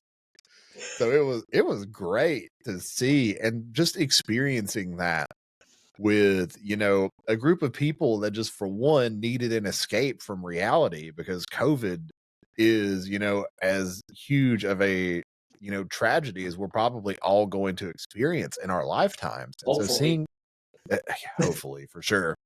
But seeing that and like seeing the community come together for something like that was just absolutely incredible because I remember going to watch Your Name in theaters and it was just me and a couple in a huge theater and they were like 2 rows down from me because I always have to sit dead center all the way back. Same. Yep. And they were 2 rows in front of me, but even just being able to sit down and talk to them after the film because we were all walking out together and I had almost cried. That one wasn't the one that actually broke me, but I remember vividly like hearing them 2 rows down just and so we talked about it on the way out and like just that feeling of connecting with people over emotions and having a whole theater of people crying over Rengoku's death. Like that was just I love that. Like just that experience. And I think COVID made it all the better because people were just chomping at the bit and were just more emotional because of that. But oh my God, that's an experience I wouldn't change for the world because that was just, it was so unique and so awesome. It's why anime is the best storytelling medium. I don't know why, but it is. It just hits different, man. Yeah, and they have the ability to do what human actors can't. Like even with CGI, like you can't get the facial expressions that you can get with anime, and it's just something about it that just pulls you in and it suspends your disbelief. Oh yeah. Like don't get me wrong, like I loved Endgame and the whole Infinity Wars era of that. Like that I was got a story great. for that. Oh, really? So, for Infinity War, we had gotten like 10 of our friends to go see it opening night, and all loved it.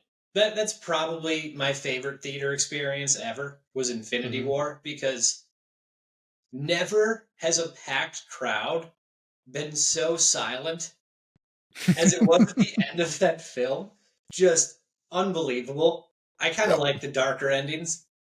So for Endgame, we're like, oh, well, we should probably ask like anyone who's interested. We had somewhere between 25 and 30 people go to Endgame. We had a full row. And I don't know if you're a pro wrestling fan, but Yep.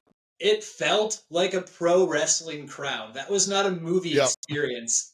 It was just like that Thursday night opening, full row, full packed crowd, and like every fan service moment and joke and like awesome moment, everything hit and landed, and it was just an unbelievable in theater experience.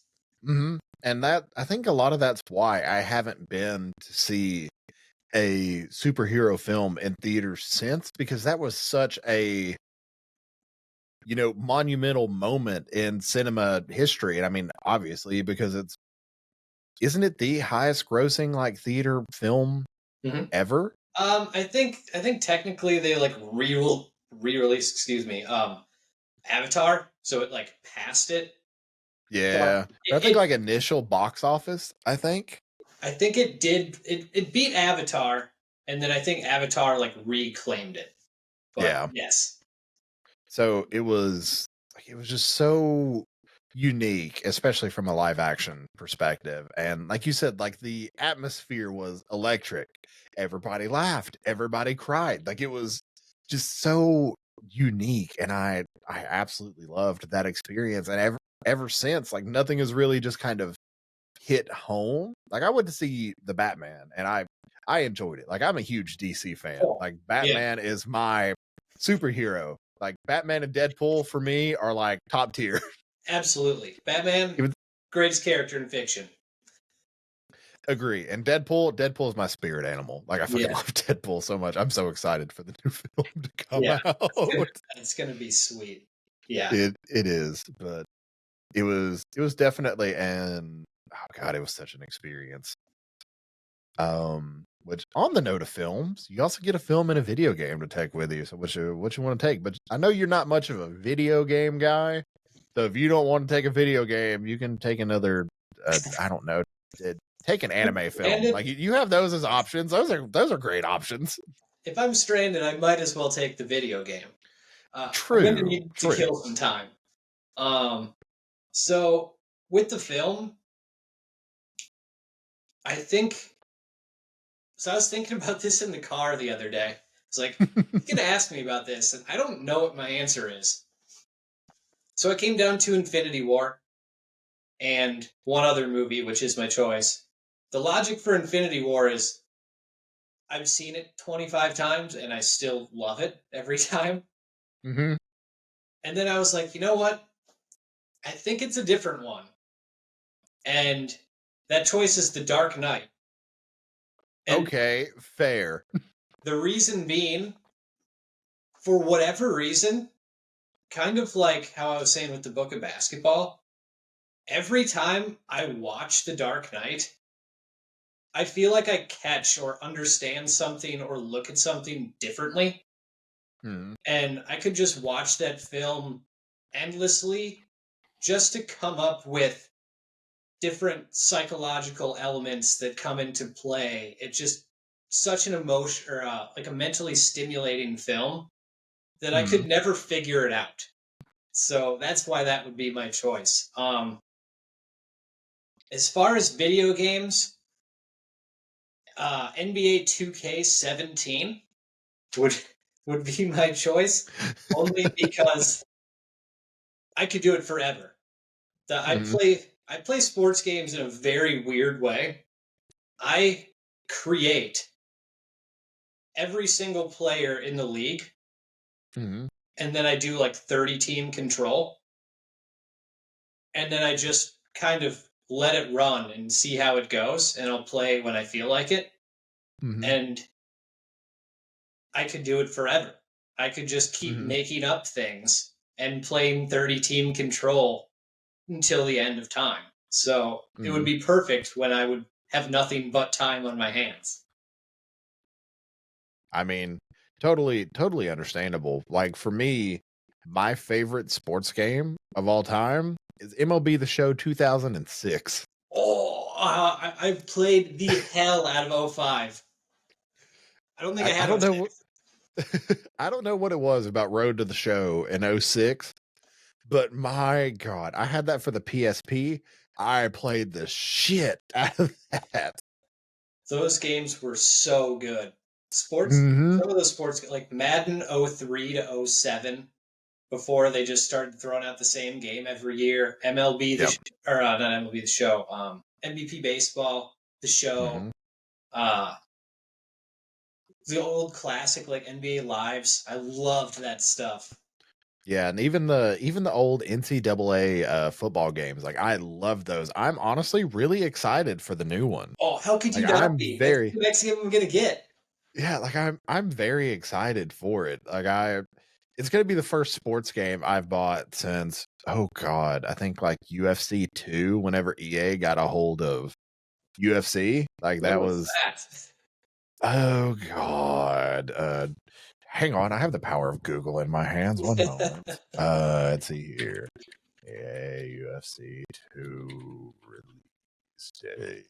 Because not only am I a huge pro wrestling fan, but I'm also a like casual UFC fan. Sure. 2016. Oh, so yeah, it's okay. So I mean, the last sports game I bought was NBA 2K17. So I mean, we're pretty similar. Fair enough. Run. I don't count WWE games as sports games because it's not. Who's your guy? Oh god. I'm just such a pro wrestling fan in general. Like I don't think I just have a guy because I just love it. Oh, so if I had to build like a quote unquote Mount Rushmore, oh God, Cena, Orton, Shawn Michaels, Undertaker, and Steve Austin. So do you like? Yeah, I mean, Taker's my all-time favorite. So you'll get no pushback from me on that. Do you currently watch still, or is it Yes, more just like like I'm watching Clash at the Castle tomorrow. Like I'm going over to my buddy's. He's setting a TV up outside of his house, and we're gonna chill in the pool and watch Clash at the Castle. nice? So who's your guy now? I'm a huge fan of guys like Kenny Omega, Seth Rollins. I'm so happy that Cody dethroned Roman. Like I love Roman as a heel, but he was overdone. It was time for him to go. Yeah, I mean, 1,000 some days is plenty. Yeah. Oh, that's great though. Yeah. One of the big reasons I wanted to go see the Tokyo Dome show in Japan this last year. Huge Will Ospreay guy. Oh yeah, Will Just Ospreay's great. unbelievable. I might get kicked off the podcast for this. I'm far more of an AEW guy nowadays. My WWE fandom dropped quite a bit in that 2018, 2019 era. I get that. And my favorite guy in WWE was Dean Ambrose. So when Mox shows up in AEW and they've got Kenny Omega, who's my second favorite wrestler in the world, and then they've got this 24-year-old kid who's talking shit and is incredible at it in MJF. And I'm like, oh. And then Cody in that very first pay-per-view throws on just a classic with his brother. I was won over. So I'm more of an AEW guy, but those are my guys. I get that. I got to see Kenny Omega and Jericho at a small Georgia show back a few years ago, right before AEW was officially a thing, because they were there to have a contract signing with one of the guys that was on the show.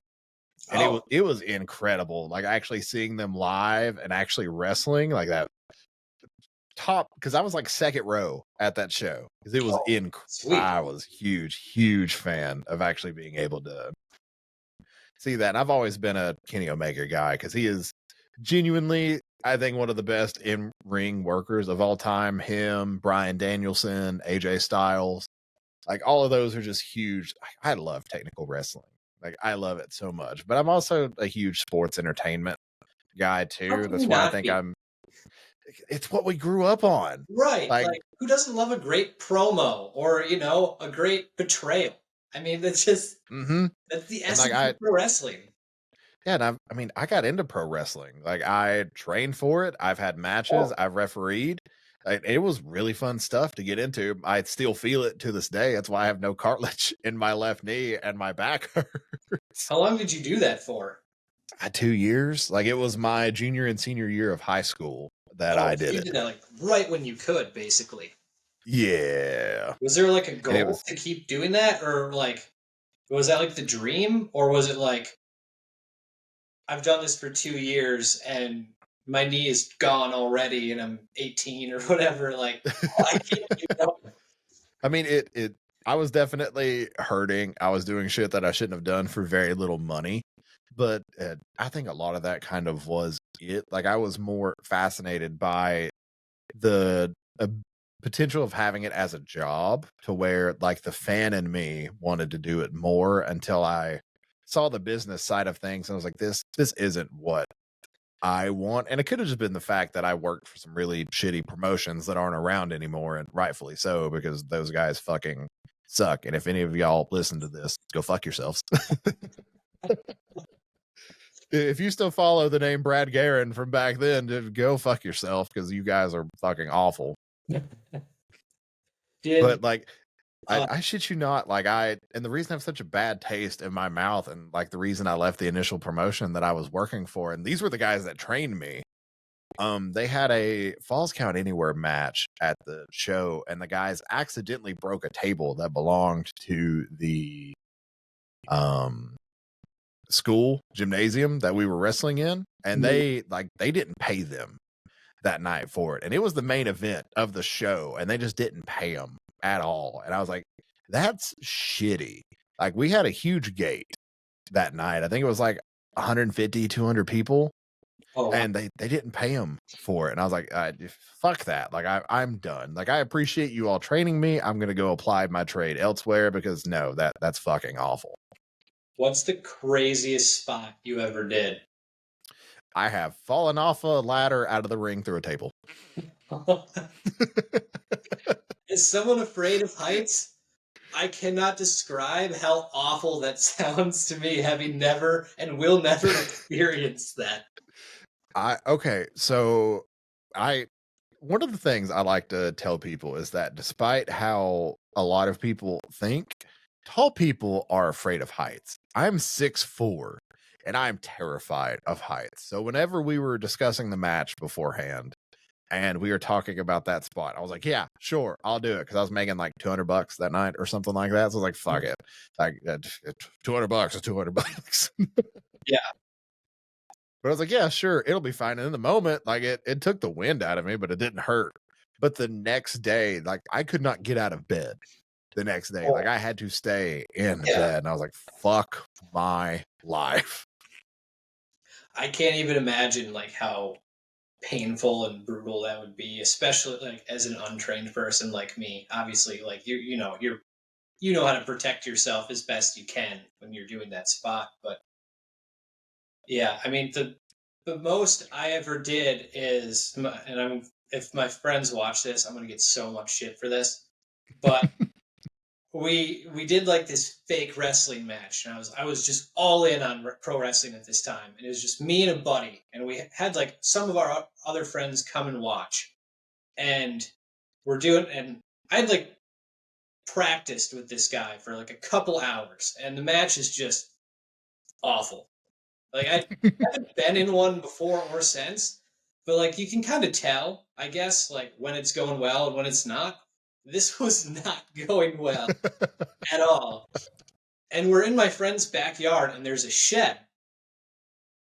And I climb up on top of the shed, and I'm like, I'm going to spice this up. I'm going to jump onto him. And it's, I don't know, 10, 12 feet high. And I look down at it, and I see him laying there. And I'm like, nope. Like, like I'm not built for this. So next, but like, I couldn't get down. Like, I've committed. I'm on top of the shed. So for the next 5 minutes, I'm just standing on top of this shed, just unable to commit to one round, one way or the other. And then I was like, you know what? Screw it. This is so embarrassing. I'm jumping. And I jump and land it, and there's no issues at all. And I remember the match ending, and someone asking one of my friends, like, so what'd you think? And he's like, somewhere between about what I expected and one of the worst things I've ever seen. To this day, one of my friends still says it's the most uncomfortable he's ever been in his life. And I still get shit. Like, people call the shed match my specialty match because of that. And I'll never live it down for the rest of my life. Oh my God, that's so great. But again, you tried it, like you did it. So I mean, congratulations. Oh, it's one of those things to where I've thought about it. Like, it's been in the back of my head since I'm getting in shape. The thought of like maybe going back and doing another match is just kind of there, like tickling the back of my mind. But I'm like, I hurt enough as it is. Like, I don't think losing 100 pounds is going to make me feel good enough to want to get back in the ring. Well, every year you wait, it gets harder. Like, when I turned 30, I was like, oh, my body just doesn't work the same way anymore. Well, that kind of sucks. I'm 14 months from 30, and oh boy. Yeah, so I'm 32. I was born in 91. And I don't know what it was, but like You're 29, you feel great. You turn 30, and within a week, you're like, what is happening? Like, my body's supposed to still work. Yeah, that's kind of why I'm trying to get all this weight off now, because I don't want to have to do it like post 30. Also, I don't think my liver would last that long if I decided to push it past that, because again, my health issues this year have been fucking awful. So it's been a time, but again, that thought's there, but I'm like, dude, by the time I do get down to like that ideal weight of like 250, 260, am I really going to want to put myself through that? Because getting myself in shape and then getting in ring shape is two very different in shapes. Oh, absolutely. In general, like not even for myself, but like trying to be able to keep my, opponent, partner, whatever, safe. Like that's the biggest thing. Like I think I could still do a lot of the moves and be fine. But if I get gassed and I hurt somebody, oh my God, I would feel like the biggest piece of shit. Oh, for sure. Yeah, I mean, if you had to do a couple, 450 splashes or shooting star presses, you could just whip that out right now, but you might hurt. Oh God. One thing I never did was anything to do with flips. Like flips scare the fuck out of me. I can't do it on a trampoline. I can't do it off of a diving board into a pool. I am part fish, and I refuse to do that sort of shit into a fucking pool. Same here. I don't know what it is. Totally psychological. Cannot flip. Yeah, like I can't even do it underwater. Like I can't put myself underwater and like roll forwards or backwards. Just cannot do it. I think I could do that one, but just I don't like being upside down. I think that's the thing. Like that moment of like inversion for some reason scares the fuck out of me. Like I can't even ride roller coasters that take me upside down. I don't ride roller coasters in general because my back is fucked, but like anything that takes me upside down, no. I get it, man. Like I totally chicken for that stuff too. Like you're preaching to the choir. Oh, so I was about to say, I don't think you told me a video game, but you said it was NBA 2K17, right? Yeah, okay. My brain works. ADHD doesn't work, but brain works. Sometimes, maybe. It's the way the world works, man. Yeah, it's great. So, all right, third and final anime. What you gonna go with? Despite the fact that I love watching and talking about variety anime, we're just going to keep the same theme going here, especially if we get to count related series. And we're just going to go with Naruto and Shippuden. Just pure volume, sticking with shonen. Yep.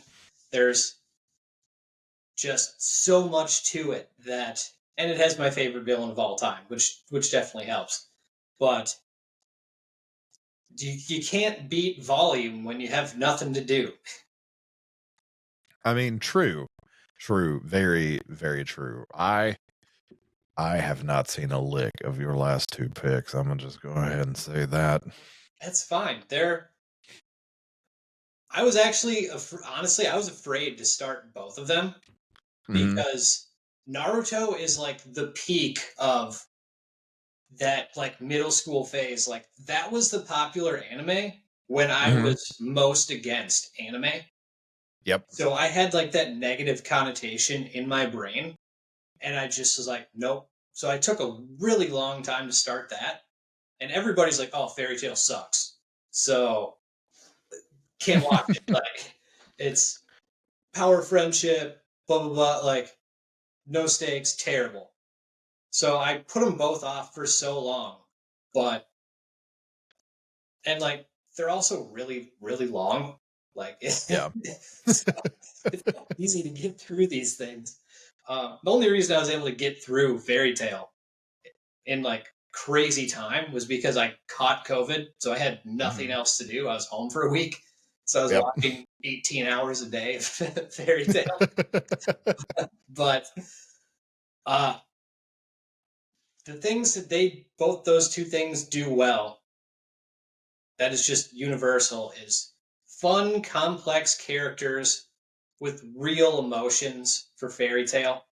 Mhm. And you say what you want. There's a lot of fair and valid criticisms for it. You cannot take that away from it. Mhm. And Naruto, even though sometimes it does get overkill, where you get 7 episodes of backstory on a guy who you see for 3 minutes. Every character in that show is so remarkably complex, and it's just fascinating the way that all the villains are handled. Where there is no true villain in that series, really.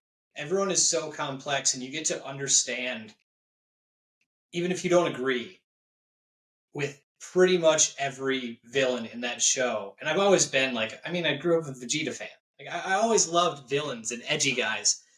And Pain is just the coolest villain in history for me. I've never watched a show and listened to one speech and been like, oh, you know what? The villain might be right here. But like I did with him. And just really, really fun, complex stuff with Naruto. And it's funny you say that, and you're also as huge of an Attack on Titan fan as you are. So What's the diss here? It's not a diss. It's more of a curiosity.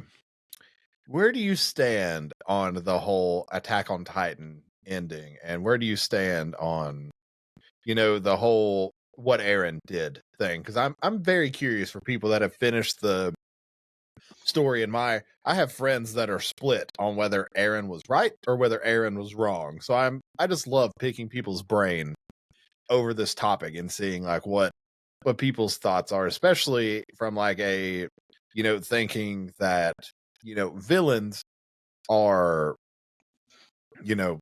right, which spoilers, by the way, spoiler chicken hats for Attack on Titan if you haven't seen it, because we're going to talk about it, but just genuine curiosity on this.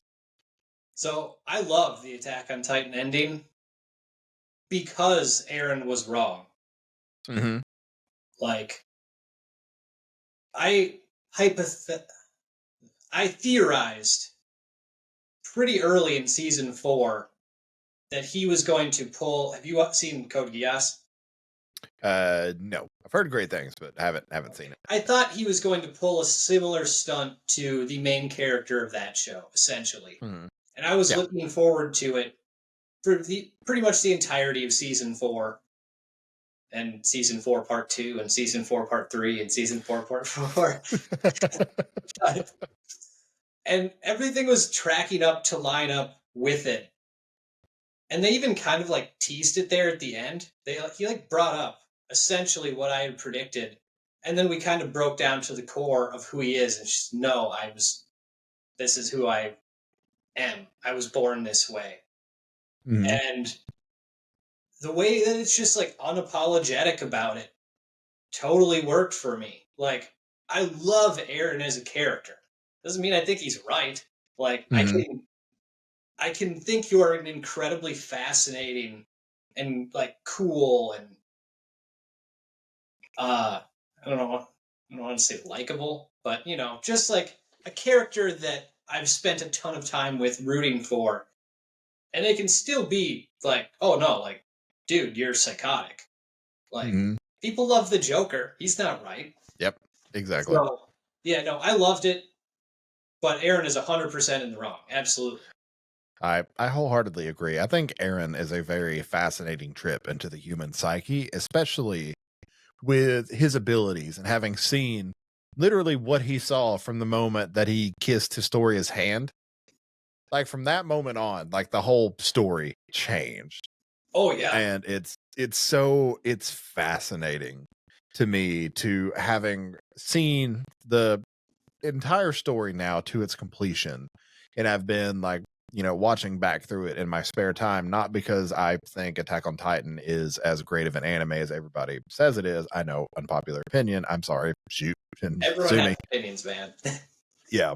But I just know how anime fandoms are, and people are going to flame me in the comments, but it's fine. It's fine. I'll only But pay a couple thousand bots to come at you. that's fine.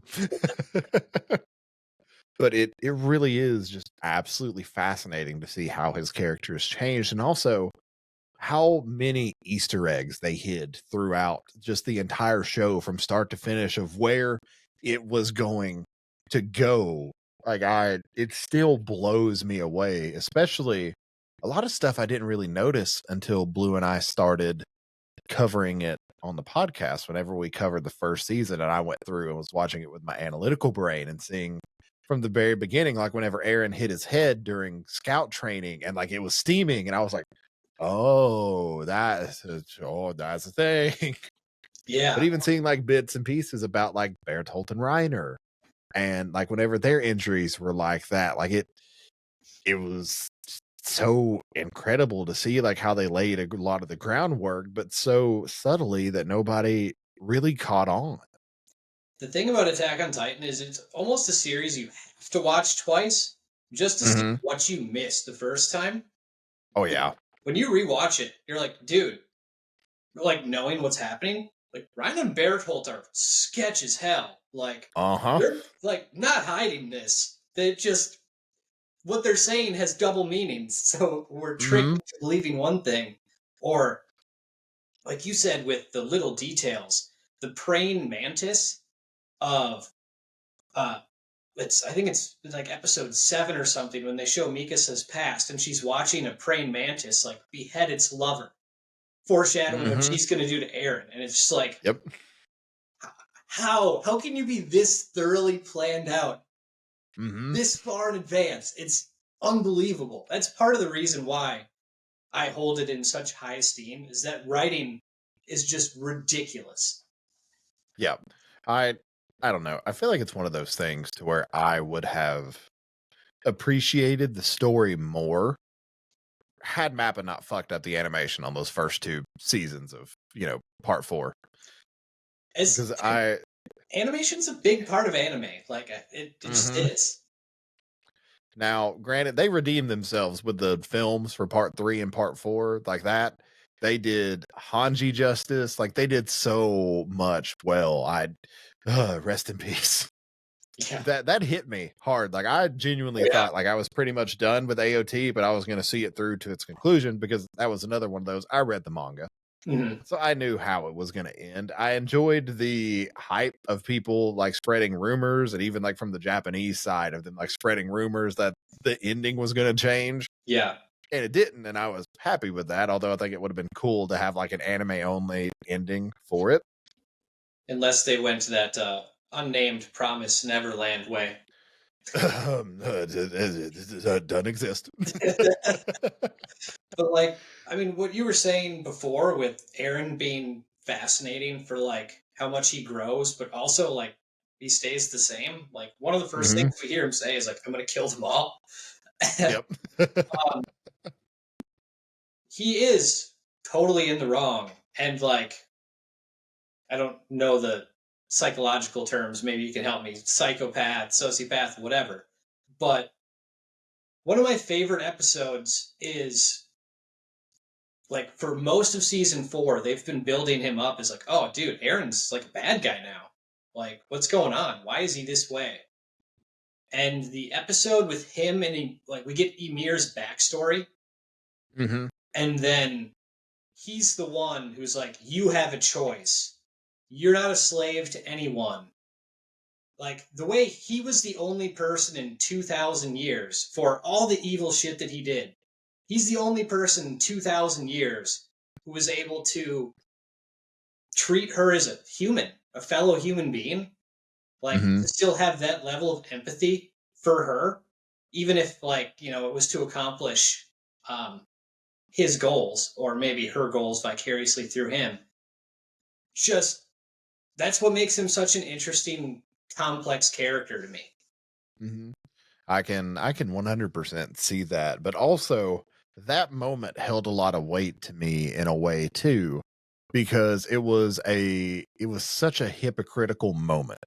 because he's like, you have a choice in the decisions you make, and yet he also had those same choices, and he chose not to make them. He chose to follow the future that he saw.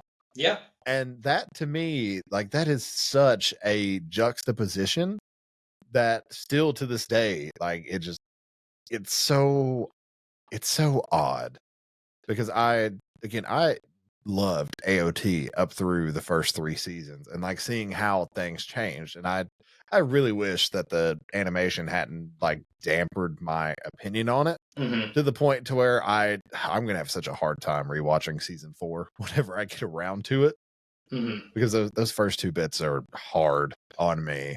But I don't know, it's a great story. It's a great like psychological thing to try to break down, but it's just it's fascinating in a way. The way you put it, the juxtaposition and like the hypocritical nature of it, like I've just always found those type of characters so interesting.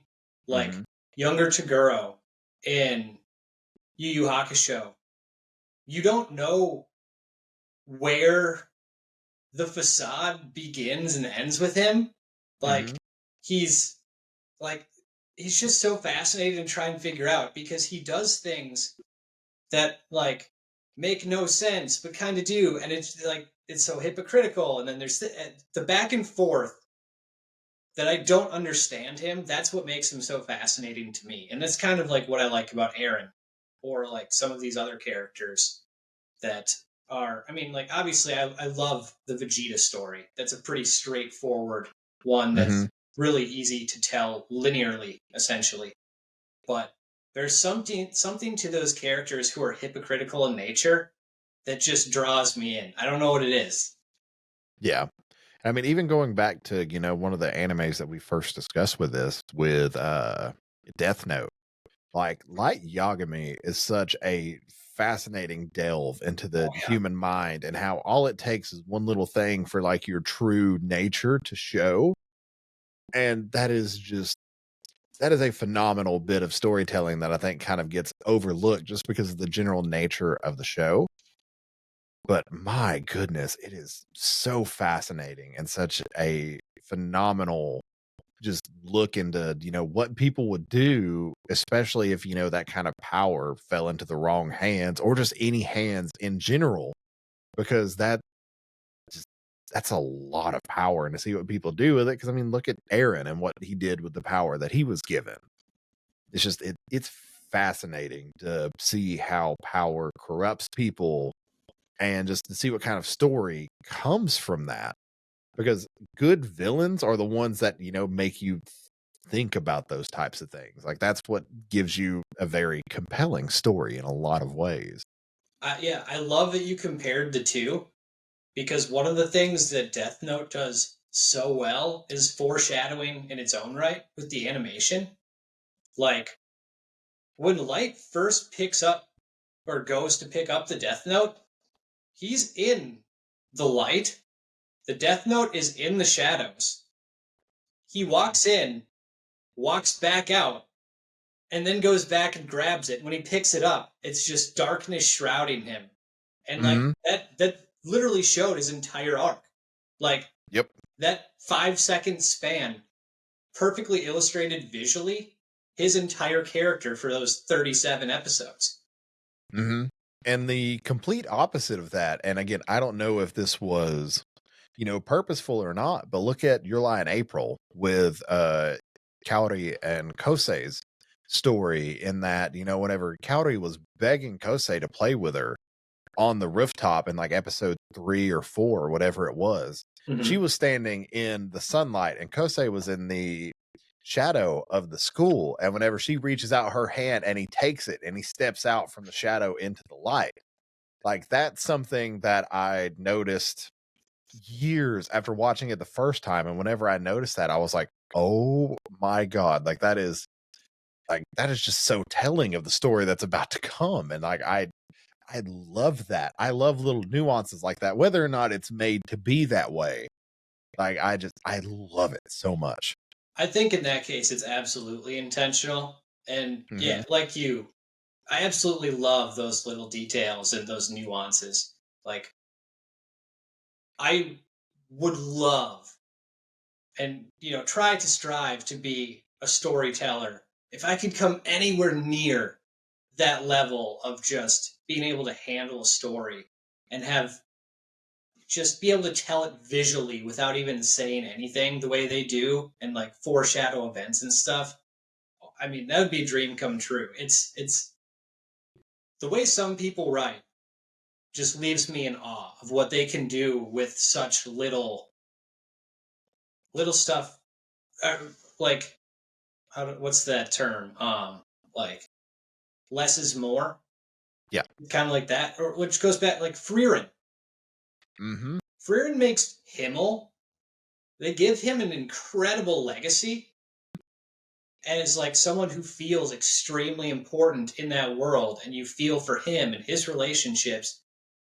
And we get all of that told essentially after episode 1 in backstory.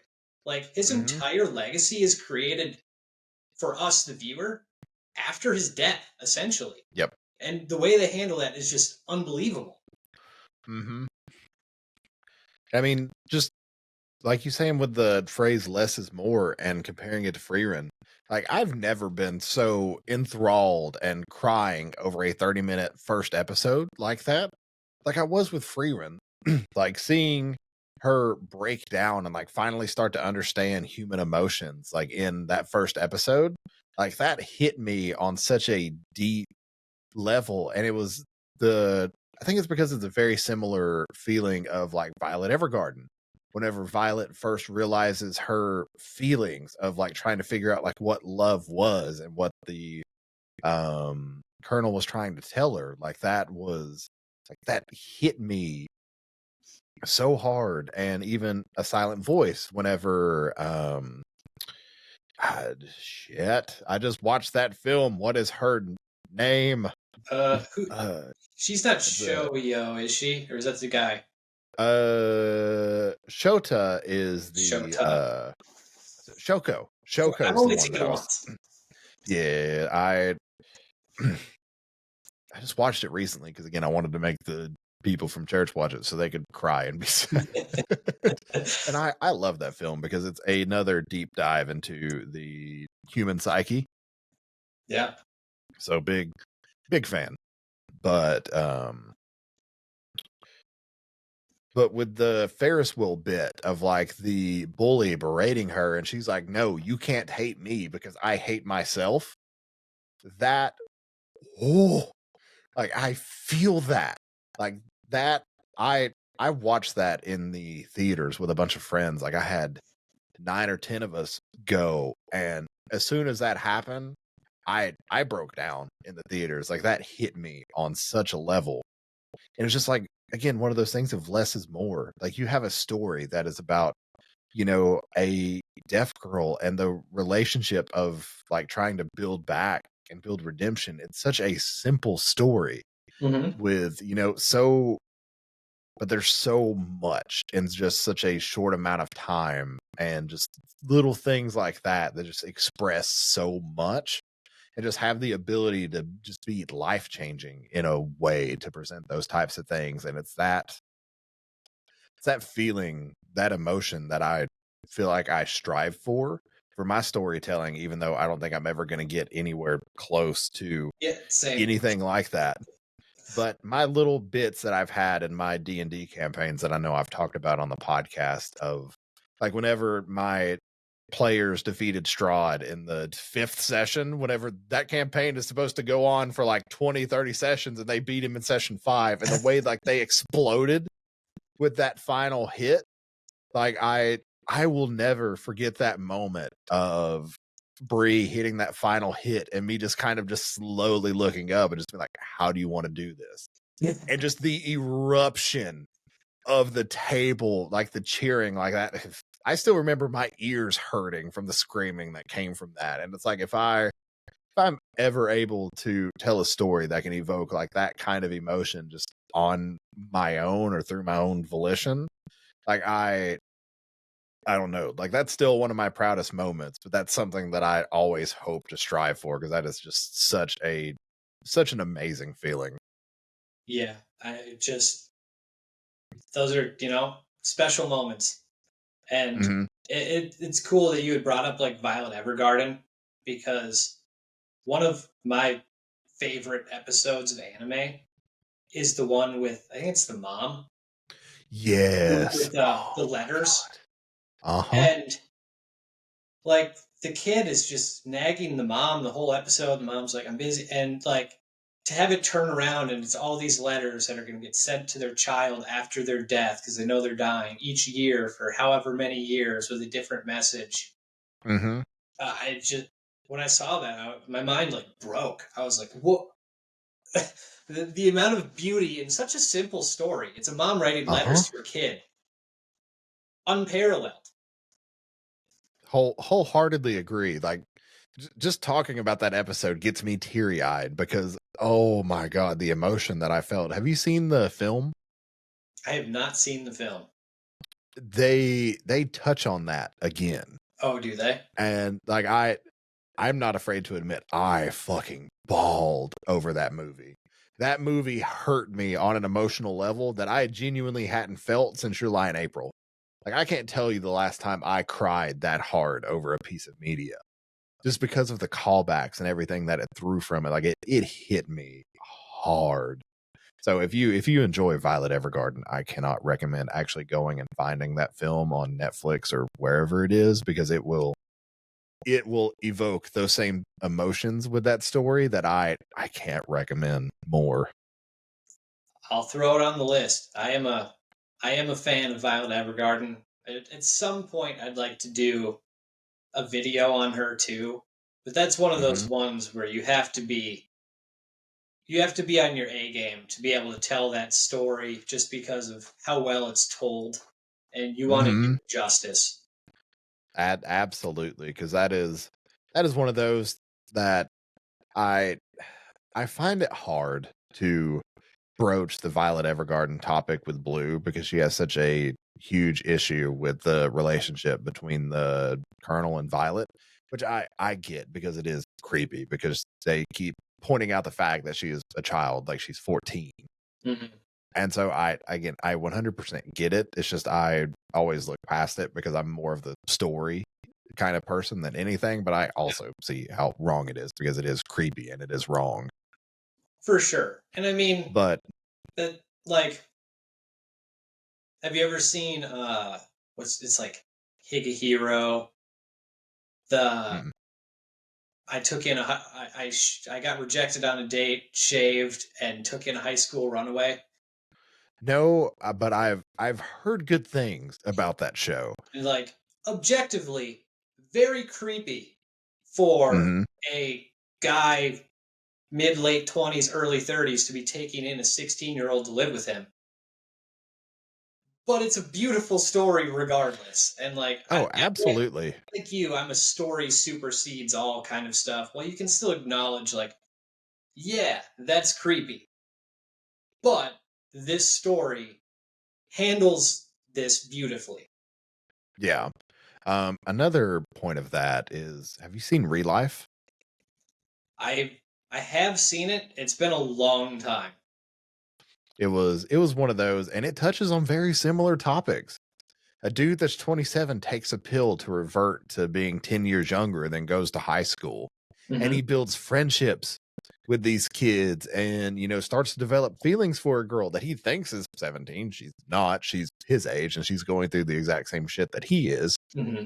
But like just seeing that, and again with the whole juxtaposition thing, like just seeing that is just baffling to me, and I love it. Like again, it comes off as creepy until you get the reveal at the end, but it's incredible. It's such an amazing story. I really need to add that to the list and make Blue watch that because that is one of my favorite manga of all time. Like I love the real life manga. Yeah. I should collect that actually. I may do that one day. I, look, you can acknowledge the strengths of a story and also acknowledge there are some problematic or, creepy elements to it, for sure. Oh, absolutely. And I feel like those conversations need to be had.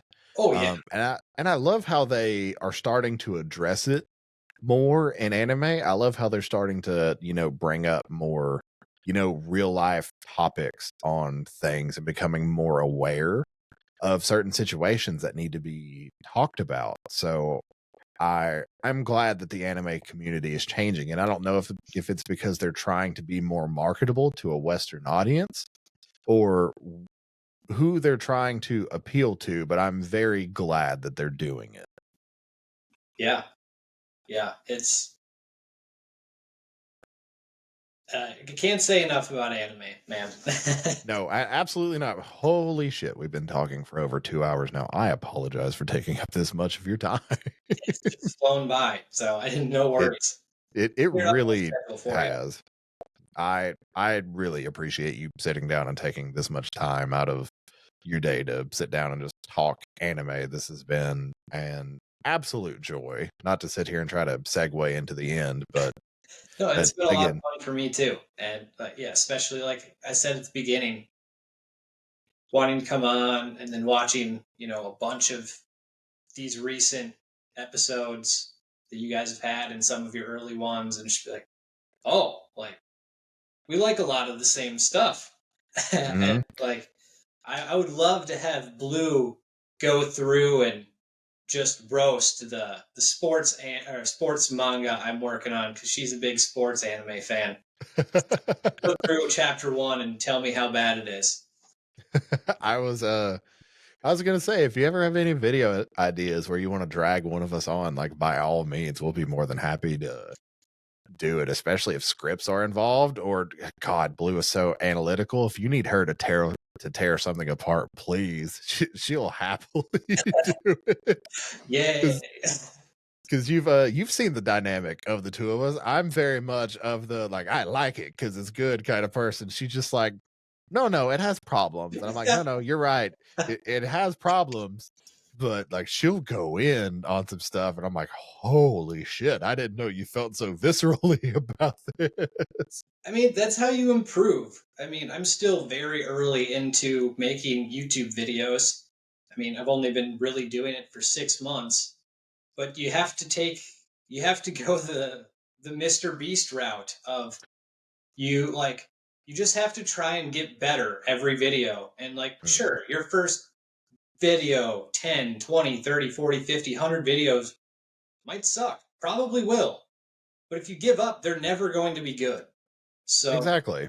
like that's how you improve at anything. So I hope a year from now I'm posting much better videos than I am today. Mhm. I agree. Like I genuinely cannot stand our first episodes of the podcast, not only because they're fucking 3.5, 4 hours long, but also just because they were so scripted and so not us to where now, granted, we're trying to get better about it not being, an hour of us bullshitting and 10 minutes of us talking about the anime. We're trying to be better about stuff like that, but I definitely would never go back to the whole scripted going point by point through notes that we've taken type of thing. Cause that's so not us. Whenever people tell us that they, went back and watched our older stuff, especially whenever we talk about things like Your Lie in April and Bunny Girl Senpai and ReZero, like my first thought is, I am so sorry. I mean, it's like I said, dude, as long as you're striving to improve and you don't give up, it's admirable. Exactly. And I love what you're doing on your channel. I can't, recommend people to go over more if you want some really good expositions on a wide variety of topics. Like seriously, go check out Sam's channel at Gallenberger1. Like there are so many different things to go through. Like one of the videos I'll probably check out soon is the one about 100 Girlfriends, because that show is a fucking blast. It is such a fun show, and it's such a bad video that I made on it. That was the first time I had experience with audio issues, which are apparently a Oh, thing in content creation. But what? No. no, just baffling. But such a fun show. Yeah, just a blast. I'll be covering a little bit on that in an upcoming video too. But yeah, I don't know. I have just weird taste. There was Same, obviously. a couple weeks ago, my buddy and I probably have to be the only person in the world who did this. On Thursday, we go to the Haiku movie in theater, which awesome. Love that series, in my top Same. 10 anime, and love the movie. And then we went to another movie right after, In a Violent Nature, which is an indie horror movie. There's probably That's the one that's no from one the on Earth who did those two things back to back outside of us. because that's the one that's told from like the killer's perspective, right? Yes. One of my associates at work was talking about that, and I'm kind of fascinated by it because I'm a huge horror fan myself. I'm a horror game fan, and because I'm such a huge fan of horror games, horror films don't really do it for me, but that concept fascinates me. But especially you going from Haikyuu to that, Yeah. kudos, props for that. But that's just, I like a bunch of different stuff. I love a good rom-com anime. I love a good harem isekai. I absolutely adore shonen. Give me all the sports anime you can. I put that off for so long. So like, they're not going to be able to handle it well. And then I watched Haiku and I was like, oh, nope, just kidding. Like, they handle it perfectly here. Blue Lock. Or, I don't know if I actually know how to say it, but like Awashi, the soccer one. Like, I really like sports anime and even horror anime. Like, well, I mean, like Death Note and Promised Neverland, you could kind of throw in there, but I definitely, not so much Death Note because it's more psychological thriller, but The Promised Neverland, I think definitely falls into horror. I talked about it in Melissa's episode, but if you have a High Dive subscription or want to sign up for a free trial, The Dark Gathering, I've heard of it, haven't given that a shot yet. It legitimately gave me chills. And I play horror games for fun. And that show, like, actually sent a shiver up my spine. And I'm like, that's good. That's really good. Well, you nailed your earlier pitch. So what's your pitch for The Dark Gathering? The fact that I got chills watching it. Fair enough. It's such a fascinating story because they keep giving you like little snippets of stuff. It's like a darker Mob Psycho. I'll put it that way. Okay. In a way. Because it has very like Mob Psycho-esque elements, but it's a fascinating story, but it's definitely darker. So if it helps to compare it to that, I could definitely put it kind of similarly to Mob Psycho with like a similar exorcism type thing of spirits. Okay. Horror Pokemon Mob Psycho. I don't even know if I can comprehend that. It sounds batshit crazy, but if you watch it, you'll know. Have you ever seen Tamagotchi Game? I have not. It's another one of those. I've heard good things, but I haven't seen it. It's kind of psychological. There's a little bit of horror elements to it. But just one of those ones where you're constantly expecting one thing. You expect them to zig and they zag. And it's handled so well. It's just like really cool. Kind of like a light Yagami type character as the lead. Or if you've ever seen like Classroom of the Elite, Ayano Koji. Yep. Kind of in like that vein. And really fun show. I hope it gets season 2 because it seems like there's way more story to tell.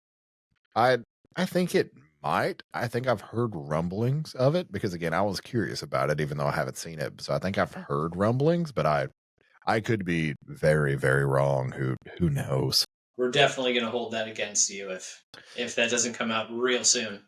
Please do. Please. You know what? It's fine. The amount of times I've been totally right. This is my show. I'm right about everything. I'll speak it into existence.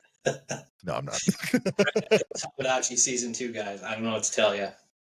You know what? It's coming in the fall, October. Just be sure to let me know whether I'm right or wrong between the dates of October 3rd and the 17th, because I will totally get back to all of those responses during that day period. Kay, thanks.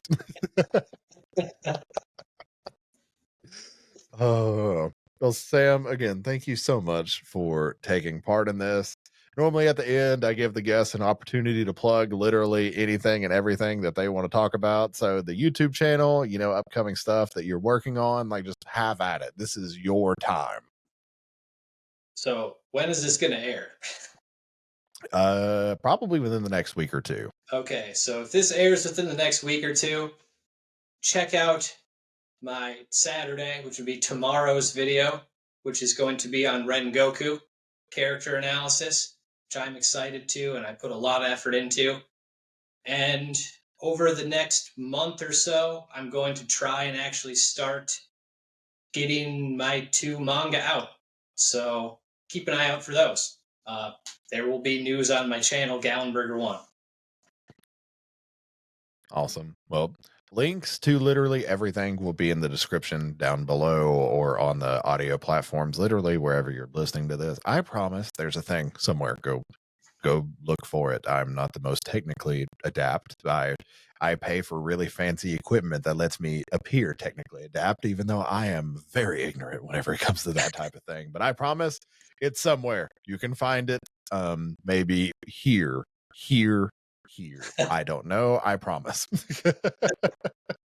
What he said. But yeah.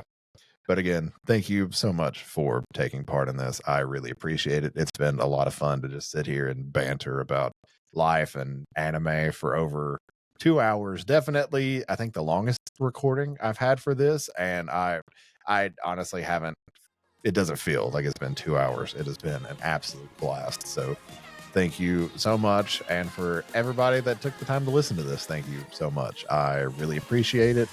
And we will see you next time. Bye-bye.